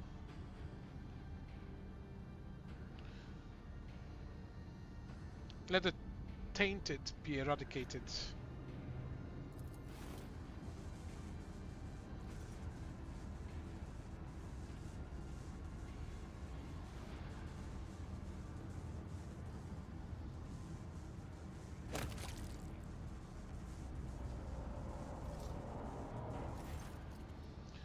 As mangled as there is, the Tech Priest's body still clings to life. He takes several blows to end his corruption-tainted existence, but even after that, a repulsive giggle is heard over the static from his vox. Pascal mentioned right, touches the dead man's head carefully, grips his natural argument in his claw, and extracts it from the sockets with the utmost care. The skull's bone cracks dryly, and brain matter stains the scattered metal. Rest in purity, Tech brother. The knowledge you have attained through your effort will be preserved and purified. Lord Captain, the Omniscia commands a pious mind to strive towards uncovering the truth.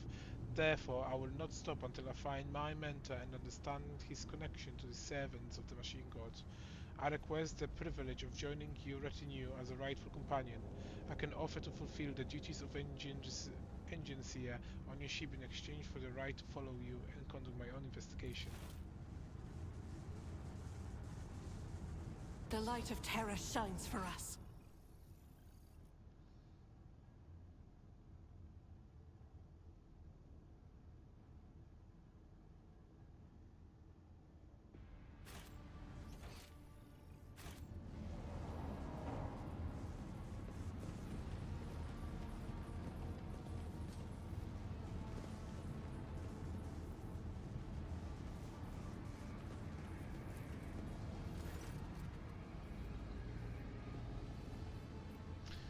Omniscient from whom the holy dishes spring forth. Best two calls to you, pilgrim. Let us fulfill our soul with gratitude towards the arcane key that closes the circuit. Now finish the prayer, pilgrim. May the unity of the sacred charges power the immortal reason that has created the spark. The solemn Binharik's trail comes from the colocators. Verily so, a pilgrim who has learned our ways is worthy of the gifts of the enlightenment.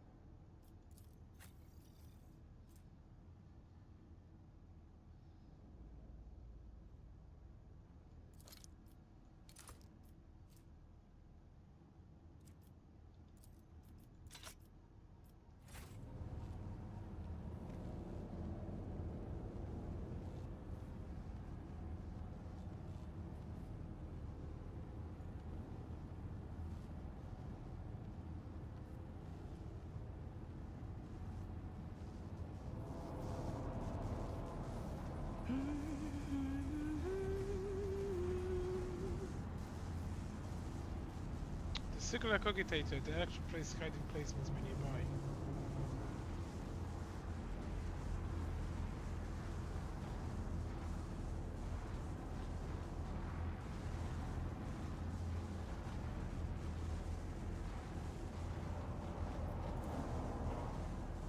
Machine Alta accepts the cognitive circus.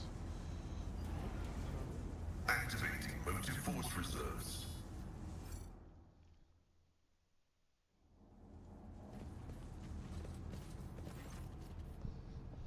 A shortish, muscular man wearing the scarlet colors of the priesthood of Mars steps into your path.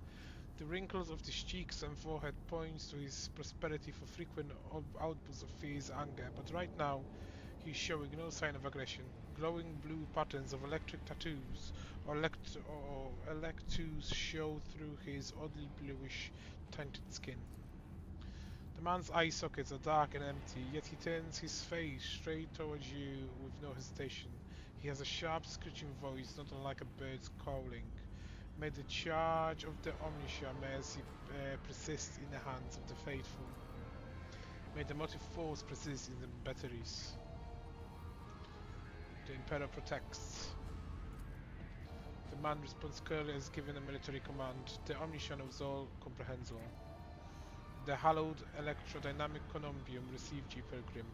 I am Dar Impulse 6, a servant of the motive force and the praetor electrode of the sacred monastery.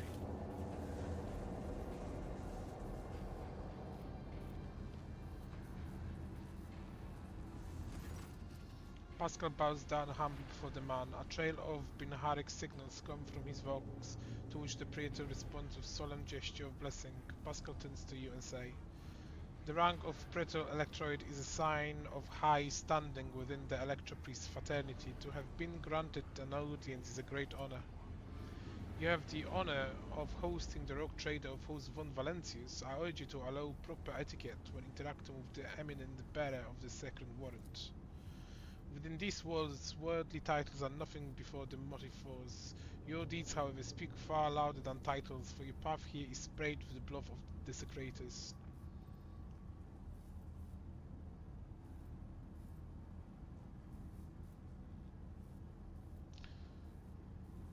Darth Impulse 6, it was you, was it not, that Logis Abel came seeking an interpretation of his data trance. Yes, Tech Brother Abel arrived here to engage in a magnetic meditation that would help clarify his visions. Unfortunately, the Heretics Mechanization prevents us from completing the ritual. The Steam Logis volunteers to help in defending the monastery, but contact with him was lost soon afterwards. Tell me more about Logis Abel. We did not speak much to each other. He pretended to devote his time to solitary reflection in his chapel. The Omniscient has given their brother Abel a gift of great insight, which allow him to discern each individual facet of existence rather than the overall view. This makes his logic different from that of other people. His mind has always been able to combine fact and conclusion into harmonious wholes that were nothing short of beautiful. Many among my flock found his sermons poetic. What kind of visions was he receiving? The Omniscient revelation was encrypted with great meticulousness, which indicates its great importance. Grasping it fully is beyond my ability, but a single touch was enough for me to realize the enormity of the secret concealed within. Or more exactly, the secret design, which was how Tech Brother Abel referred to it. His mind had discerned in the world around him traces of some grand silence that he wished to comprehend. Logis Label is dead. Sad news indeed. Tech Brother Abel was chosen by the Omniscient to be comprehender of a great mystery. May his spirit motive force come into being anew in the fount of the Michaelis fusion reactor. Why are you calling me pilgrim? Only those light people who desire to experience the motive force are allowed to cross this monastery threshold. All other are profaners and criminals. You do not belong to the fraternity of Echo Priest, but your intentions are good. If you were not seeking the omniscient wisdom, then it was the motive force itself that brought you here to find. What happened here? How did you manage to survive? When the heretic descended into drove upon this conobium, we gave battle. But the unholy foes buried the omniscient warriors under the mass of their bodies, thus extinguishing the defenders' sparks of purity. It was then that I ordered my few surviving brethren to retract into the monastery's secret chamber. Upon taking refuge there, we began to destroy the blasphemous intruders in surreptitious way. Alas, as fiery as my brother in anger was, I had no right to permit them to die in honest combat, for the task of taking back our abode still lay ahead of us. I must commend the skill with which the secret chambers are concealed. You hear a tingle of wound pride in Henrik's words, as if he is upset about failing to discover the Electropolis shelter. Your choice of tactics was wise as well. There was no point in losing more lives as a massacre that the cultists wrought. The leader of the heretics thought her way into the Ark wherein dwellers of miraculous fusion reactor.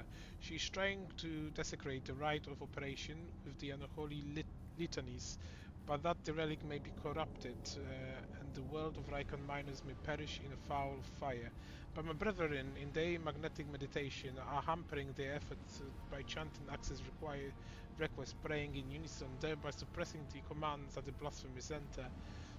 Praetor Electroid nods towards the entrance commands. The holy place will be protecting against sacrilegious practices, I swear it. In the monastery, I was attacked by people who looked like electropriests. That is a lamentable mistake. We knew of no help that was on his way, and we were not expecting to encounter an allies in the monastery chambers. But it sees that you are alive, and I mourn the senseless death of my brethren. I wonder if you would have so technically mourned the Lord Captain's death, or if such sentiment would have only woken the sound of our void ship delivering a punctive strike from orbit.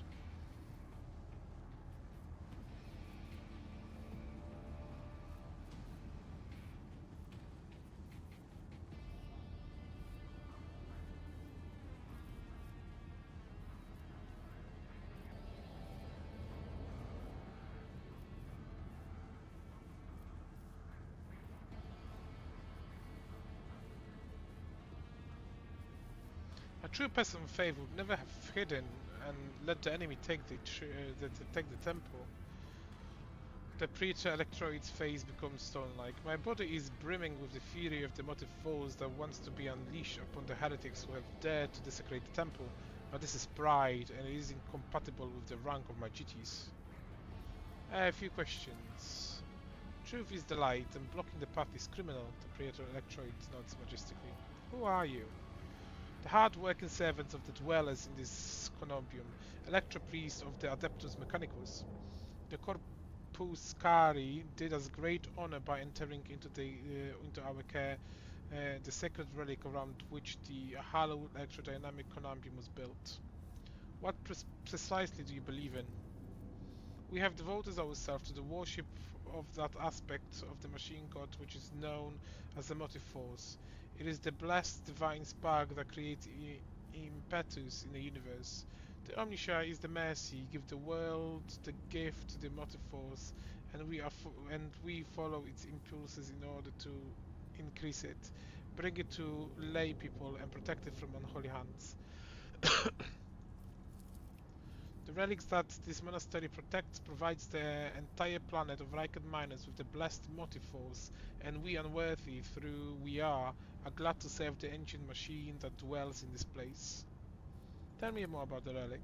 It would be pointless to describe the miraculous fusion reactor, only though beholding its ferocious power can be comprehended its blessed essence and fear the might of the Omniscia. Its core was found 4,000 years ago and delivered to Riken Miner by the Holy Warrior of the Light Locked Impulse 1 during one of the campaigns. Its sacred spark has not gone out for an instant, and the walls and power units of this conumbium have been erected around the relic in order to protect it from ignorant lay people, as well as protect them from their formidable might. Pascal keeps his solemn silence, but the quick clicking of his mechandrite claws betray his excitement at being so close to the sacred erectotop. Are you not like other members of Adeptus Mechanicus I have met? Our faith imposes a duty of obedience on us. Every electro piece is given numerous electrons that combined in a blessed voltage-haste circuits, allowing feeble flesh to withstand the might of the motive force.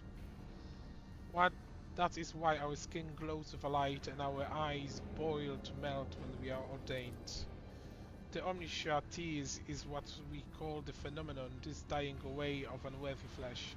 As we shun the layperson primitive means of looking at the world, we gain the ability to sense the motive force around us with our entire bodies. I am pleased to be the conductor of truth.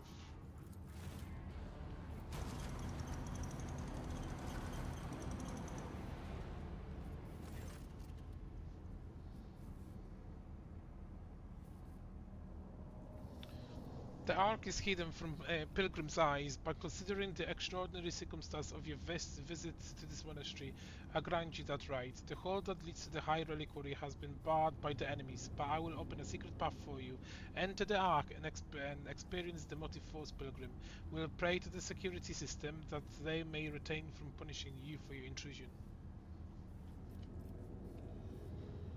The time has come to prove your loyalty to the Omniscia, Praetor. In the name of the God of humanity, strengthen my numbers with the faithful eager to fulfill their duty so that they help me punish the blasphemies. The Praetor stays silent as for a long time. Finally he lets you out the deep sigh. Thank you, Klimbrim, too, reminding me of our duty to humanity. I will send the Conumbrium's warrior to your aid if that is what his warrior wants me to do.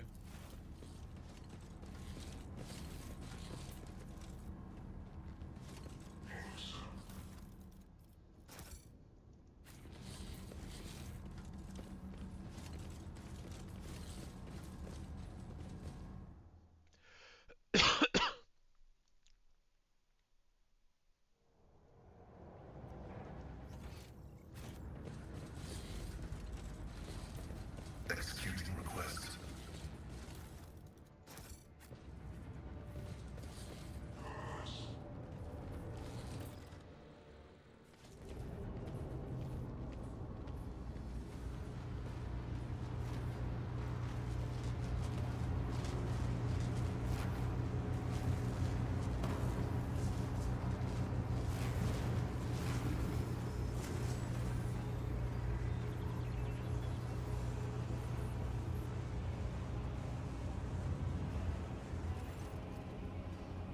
The face of a woman who stands before you is hidden behind a grotesque barred mask.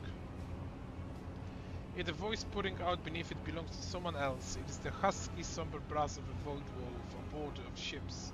How predictable your path is. How static. All the possible deaths you have skated only to perish here in a fiery tempest that will mark the final dawn. The woman turns her mask to Pascal and gloats. You have arrived just in time, little cog. The schismaticals use your regalia like a mask to subdue the reactor. Pascal Vogt rasps musingly. A cog. I cannot comprehend whether apostates try to insult me by comparing me to the sacred symbol of our faith. It is irrational. His visor light up like a crimson herald of bloodshed, and his drilling merchandise rails viciously as it reaches to strike. The secret god grinds all corruption to dust. From the dust I will build order.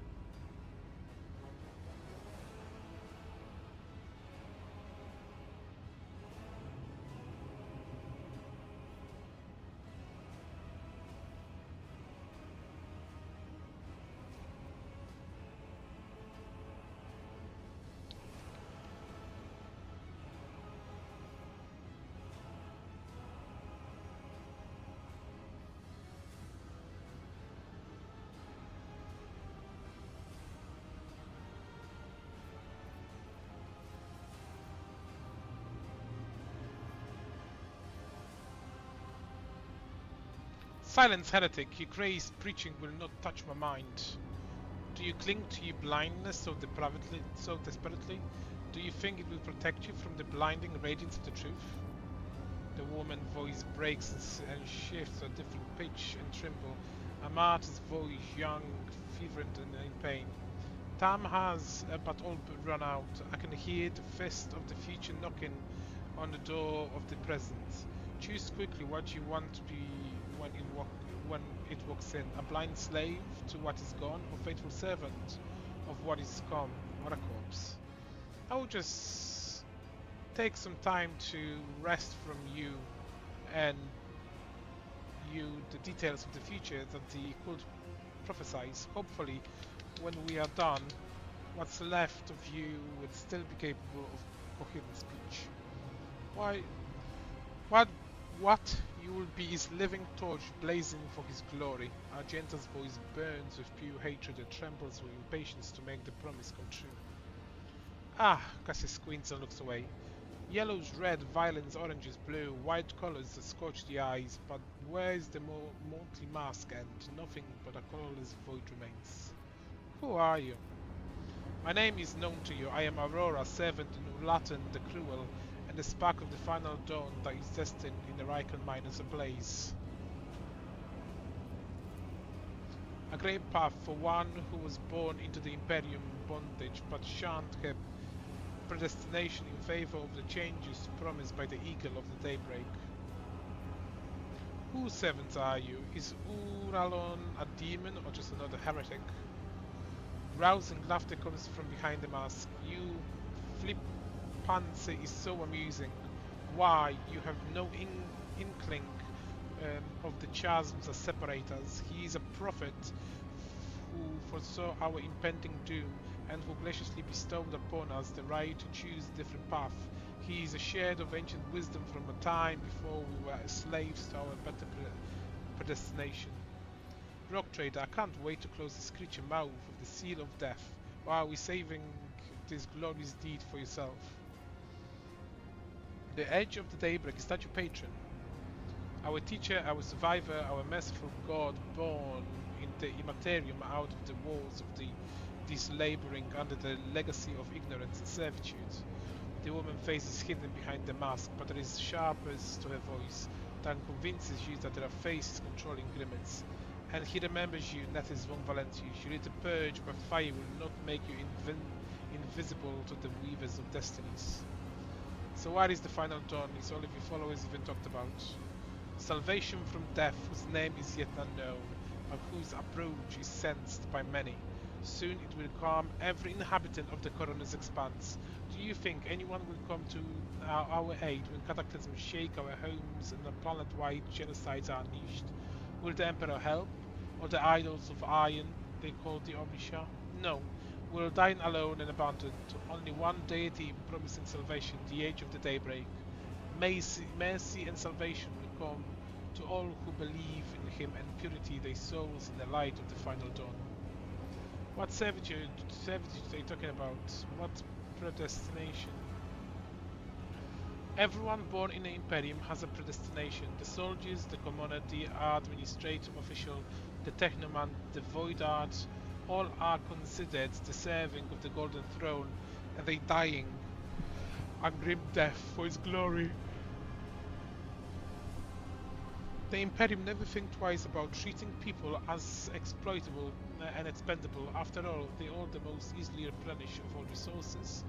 Even your path is predesigned, Rogue Trader. You will inevitably perish on your quest to expand humanity domain, and your end will be particularly grim and ghastly.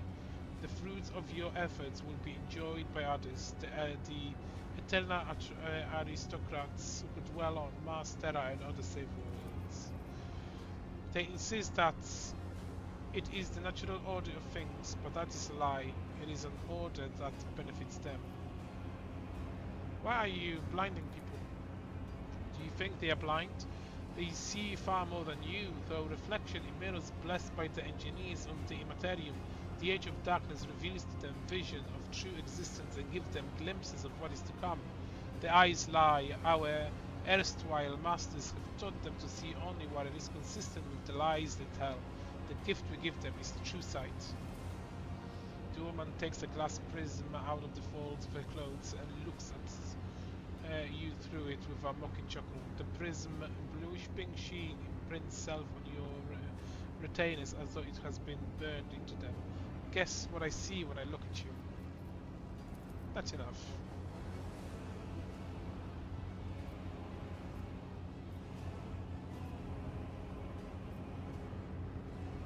Your people wanted my head. Why?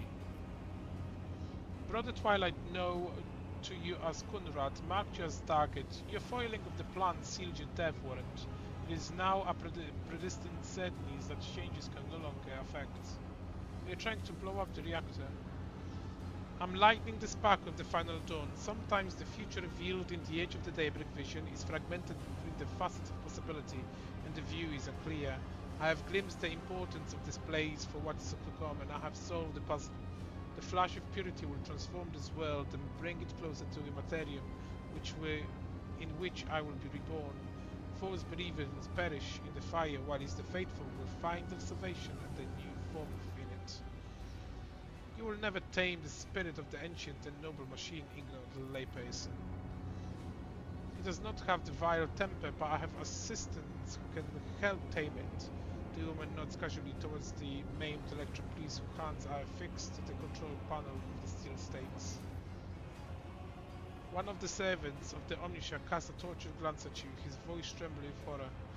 Blasphemous spirits have crawled under our skill and into our sacred iron.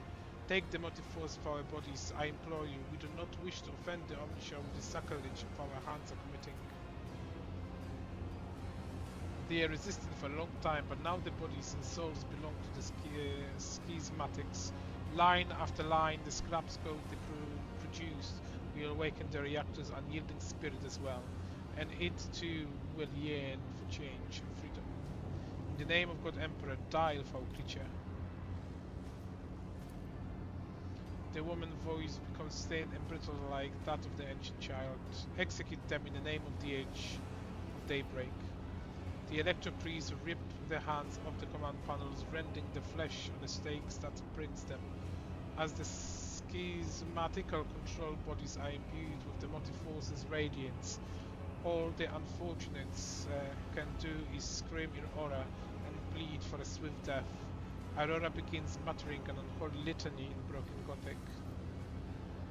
You cannot make out her blasphemous words, but the name her heretic keeps repeating, the Age of Daybreak, digs into your hearing like a blade into the fenceless flesh. It sounds, it's almost physically painful. It spawns strange, impossible phantoms in your mind.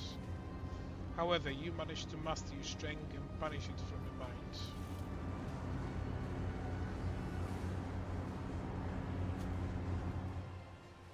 For the Emperor! Show them no mercy!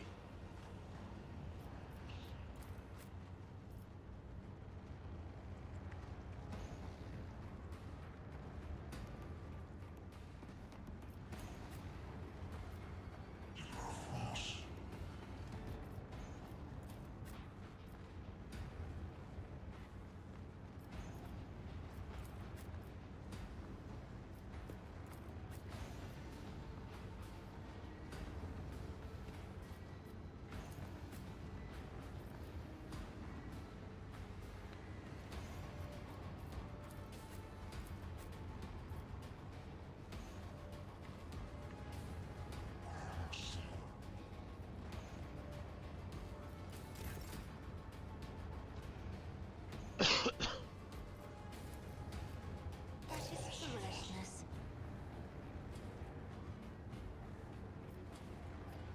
Me? If you insist, Lord Captain.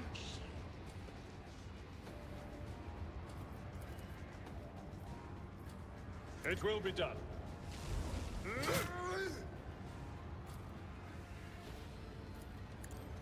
Reduced to dust.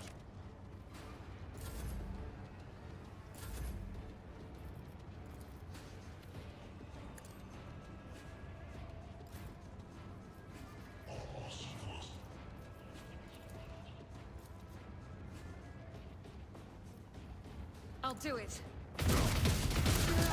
Fabricated.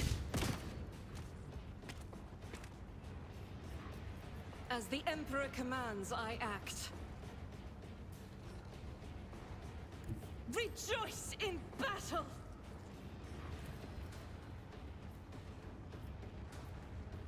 Faith without deeds is worthless.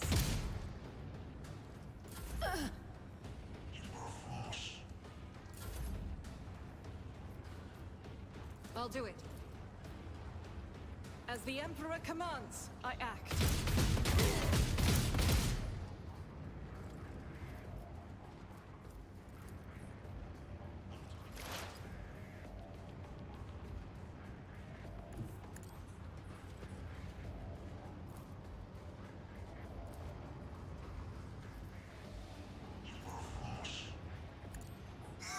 Messiah condemns you.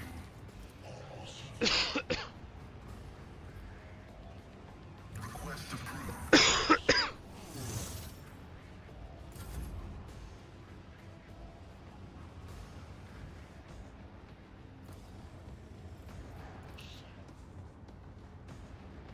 The Emperor is on our side.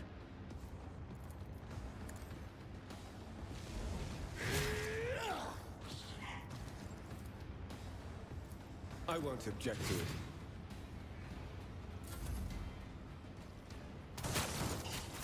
I've suffered worse.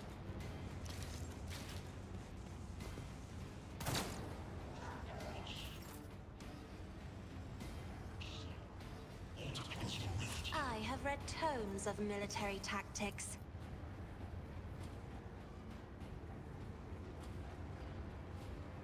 Isn't this a job for the serfs?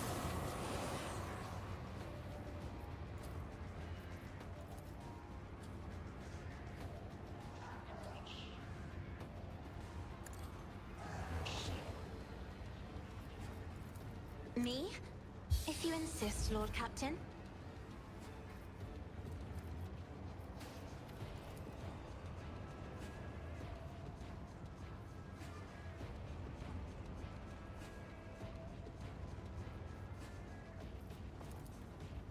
Victory is imminent.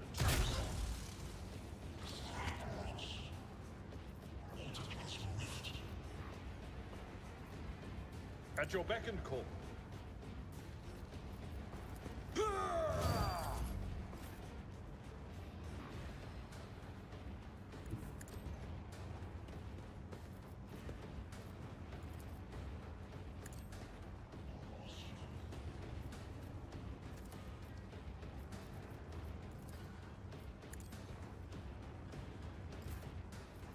Doubt is for the weak. I'll do it.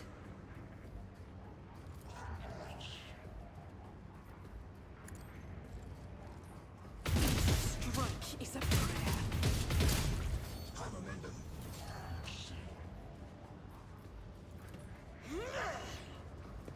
In thy light I stand, and thy light I crave.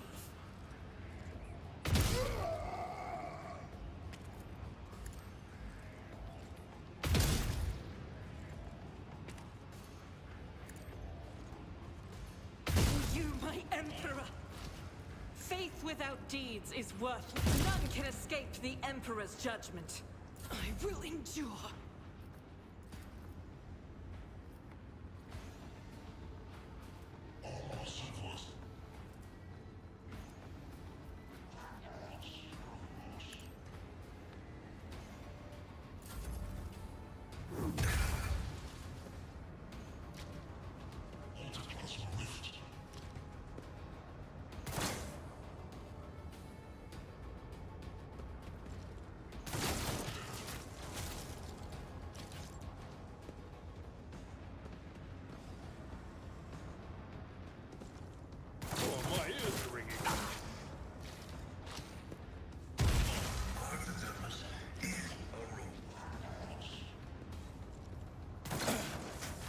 Focus, Van Kellogg's. I'm not injured. I'm enraged.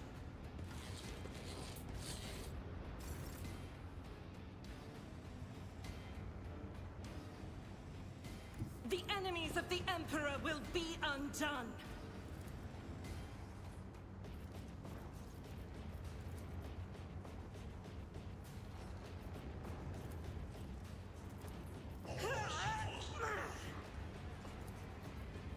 As the Emperor commands, I act.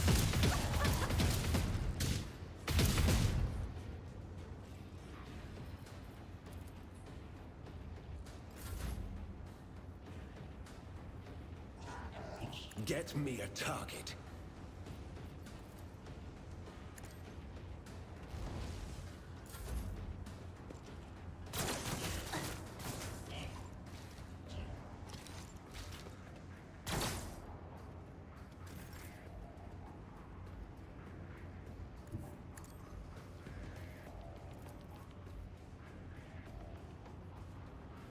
Be careful not to cross my gaze. I am a navigator. Now you're clad in scarlet.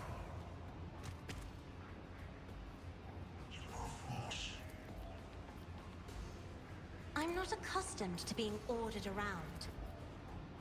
It will be done. Indeed. It will be done. Pain and duty go hand in hand.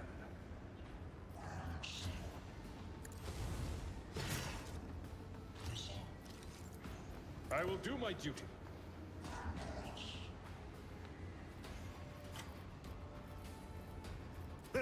No matter the cost. At your beck and call. I'm not interested. Victory is imminent.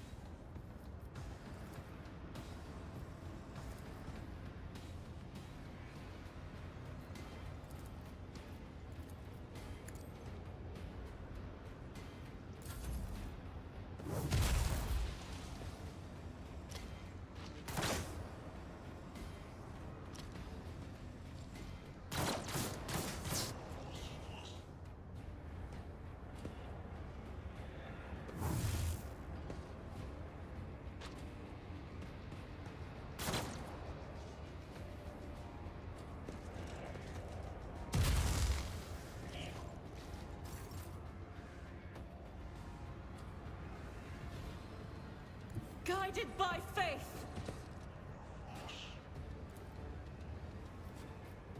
Doubt is for the weak.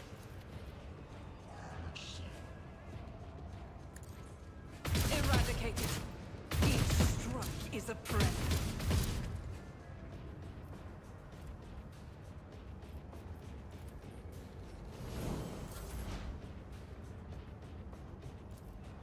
My vow is to serve.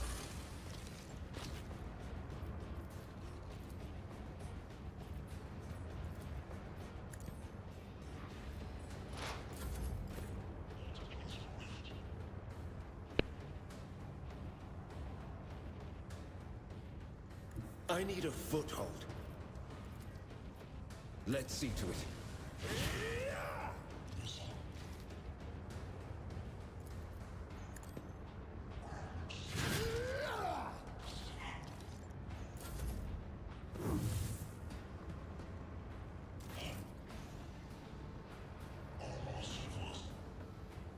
Step aside. The navigator is coming.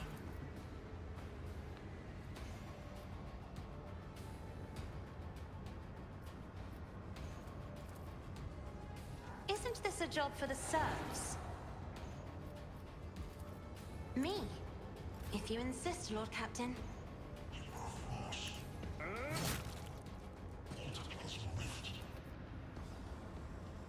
At your beck and call. Just a minor setback. If I may. Follow my lead. Indeed.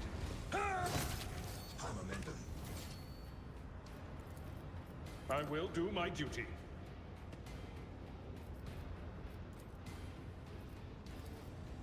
At your beck and call.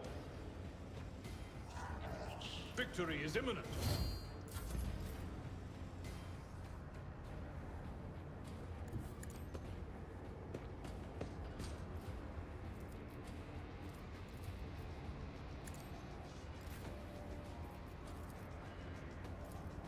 As the Emperor commands, I act. Eradicated.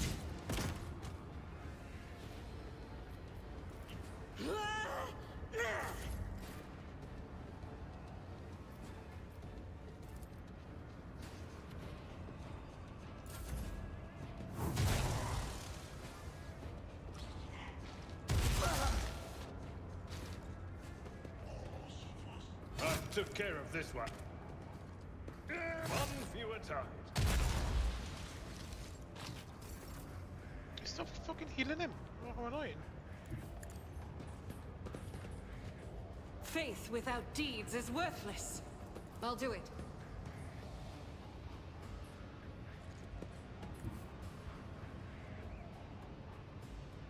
God Emperor, move through me.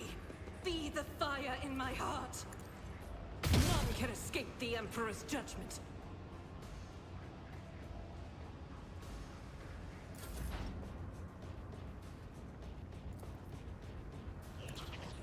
Significant value.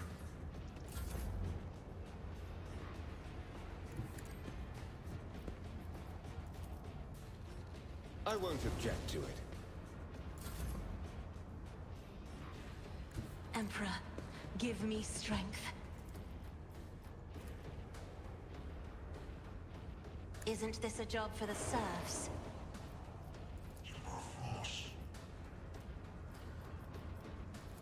Me, if you insist, Lord Captain.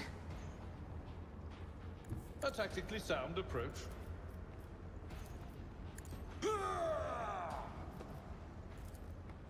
Indeed. I'd rather not.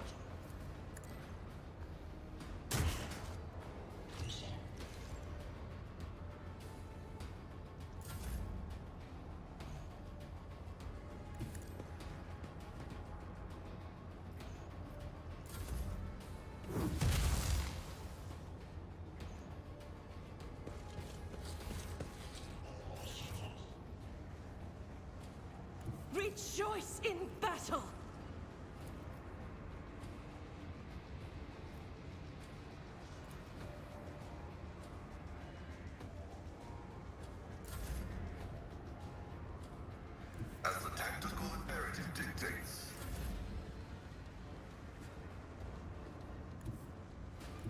Everyone, step aside. Alas, no. For the throne's glory. Someone's death wish is mine to grant. Naturally, your reckoning is due.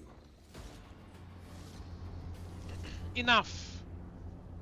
Now an age-rotting voice speaks out from behind the bloodstained mask. You are powerless to hold the approach of what is to come. I see a crimson trade leading humanity to its doom.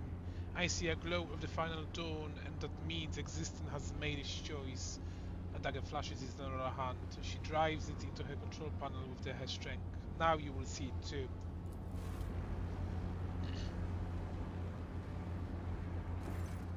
A blinding voltanic art bursts from the broken control panel and strikes Aurora uncanny mask. Its metal heats up. Smoke billows through the bars. With a howl, the cortex collapses. The light is gone. What was that? Was that it? The final dawn? But why was it so different from what our teacher promised? Aurora shook her head blindly. Her voice is now the voice of an ordinary middle-aged woman, frightened and in pain. You will pay for this, you will, you. The woman's body goes limp and collapses to the floor. Her iron mask hits the ground with a dull thud. Pascal examines the corpse with the contempt that concludes dryly, confirming purgation and termination. Hennig grimaces in disguise. The heretics took her secrets with her. Pity. The molten hues have rejected her, leaving only a greyish-green thread, the nose that the heretic put around her own neck. I have seen this many times before. No one can escape fear itself.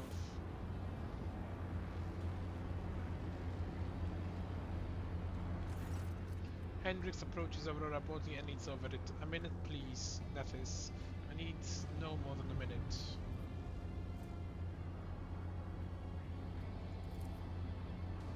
The cogitator is probably well beyond repair, but your attention is drawn away from the second machine and towards the dagger sticking out of the control panel. On closer inspection, it turns out to be the lavishly decorated handguard of a sword whose blade has been pried out. Its pommel is decorated with a strange adornment resembling an eye covering by a scaled lid. What remains of the blade has a blue sheen to it, the same tint as Kunrad's weapon during the mutiny on the void ship. This is no human-made object. It was grown from Wraithbane, a metal favored by the Alderi.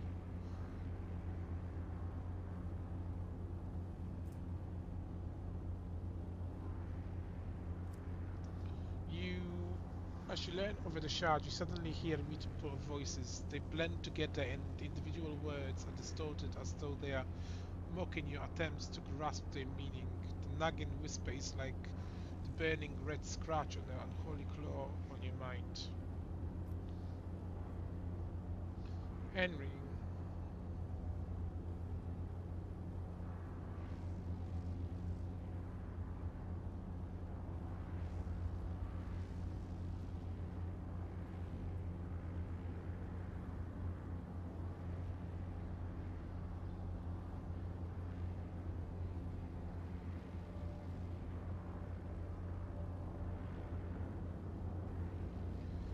Henrix, take a look over here. This is by any chance what you're looking for?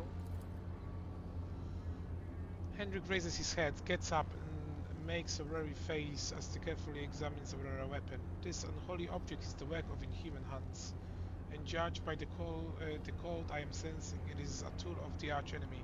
I am most grateful for your vigilance, Nethys. Henrik takes strange shards out of the control panel and studies this for a few seconds. Curious, Henrik stows the corrupted object away and turns to you. Rock Trader, on behalf of the Holy Orders, I thank you for your cooperation and release you from requisition. From this moment on, I am at your service. I am ready to come aboard your ship and head to the footfall as you deem possible. That is, if you do not have other business in the system, in which case I'm prepared to assist you in any prompt resolution. Removes the Aurora masks. The iron helmet is firmly attached to the helical flesh. Her face is impossible to make out in the darkness behind the bars of her mask, but after peering at it for a little longer than necessary, you wonder if, for a moment, you saw something move.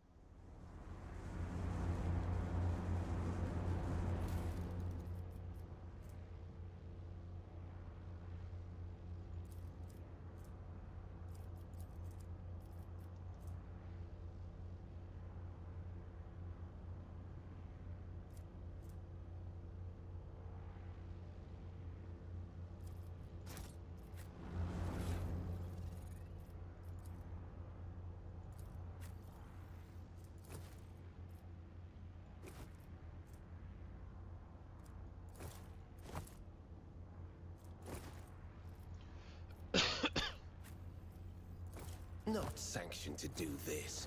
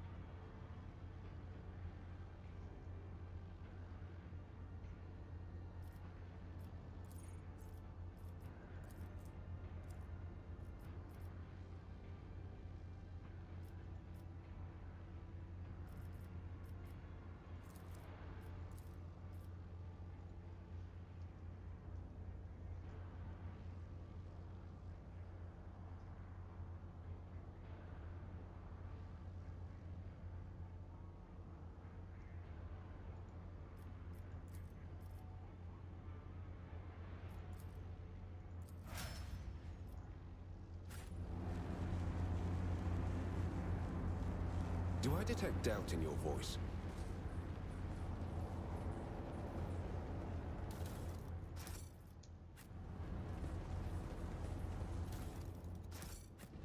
Carry the Emperor's will as your torch.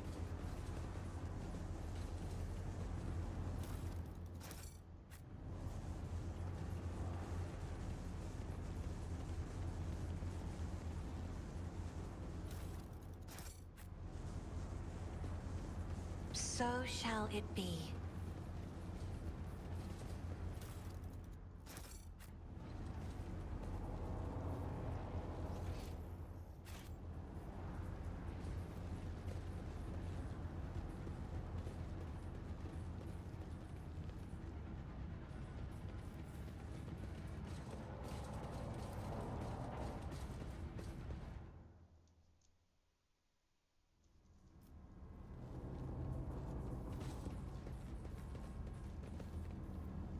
My mind is focused.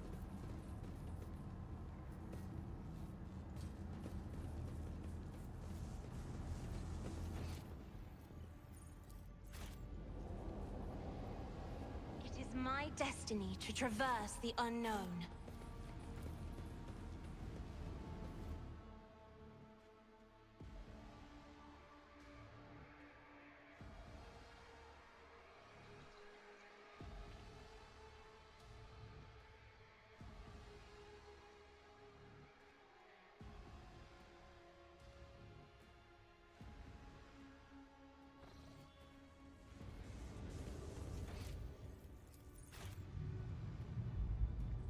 We have no time to lose.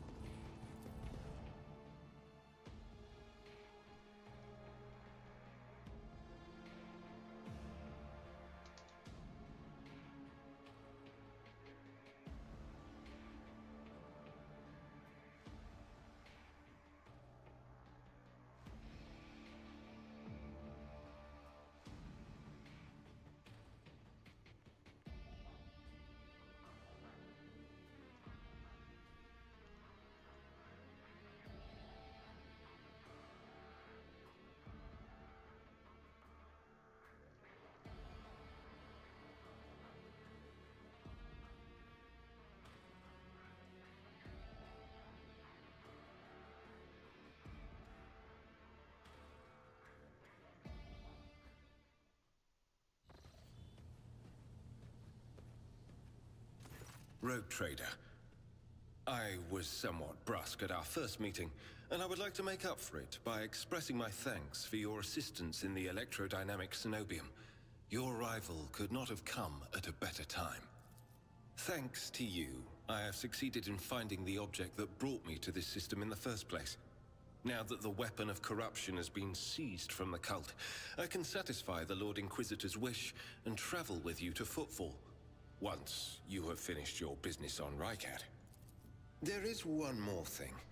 The Lord Inquisitor gave me this item some time ago. He must have thought it likely that I would find myself aboard this vessel sooner than he. I was instructed to deliver this device to Lady Theodora. However, given recent events, I believe I ought to present it to you. This is an elucidator, a sacred machine capable of translating the languages of remote and lost worlds into Low Gothic. It can even process Xenos languages to a certain degree. Not without infelicities, but possibly well. May the elucidator serve House von Valancius as faithfully as it has served the acolytes of the Holy Ordos up to now. I would like to offer my assistance in resolving your immediate problems. I am aware that the ship suffered considerable losses during the recent mutiny and was damaged by the cultists' actions, and you have lost many valuable officers as well. You are in a difficult situation. I am at your disposal. It all depends on the electro-priests who survived the attack. Fortunately for them, the cultists did not manage to seriously corrupt the holy site, partly thanks to the priesthood's efforts. Nevertheless, I would not be surprised if the local explorator fleet decides to audit and purge the damaged units once it hears about what has happened. Thank you for your time. Please consider me at your complete disposal while I am aboard your vessel. Congratulations on the victory, Your Lordship. The entire vessel was implementally awaiting the new orders of your expedition success. The rumors about you not simply saving the Tech Priest monastery but actually eliminating the source of the mutiny are spreading like wildfire. The Fox transmissions from across the world speak of nothing else. Governor Medina is expecting you at his command center to discuss matters. We are ready to depart immediately. Just give the order.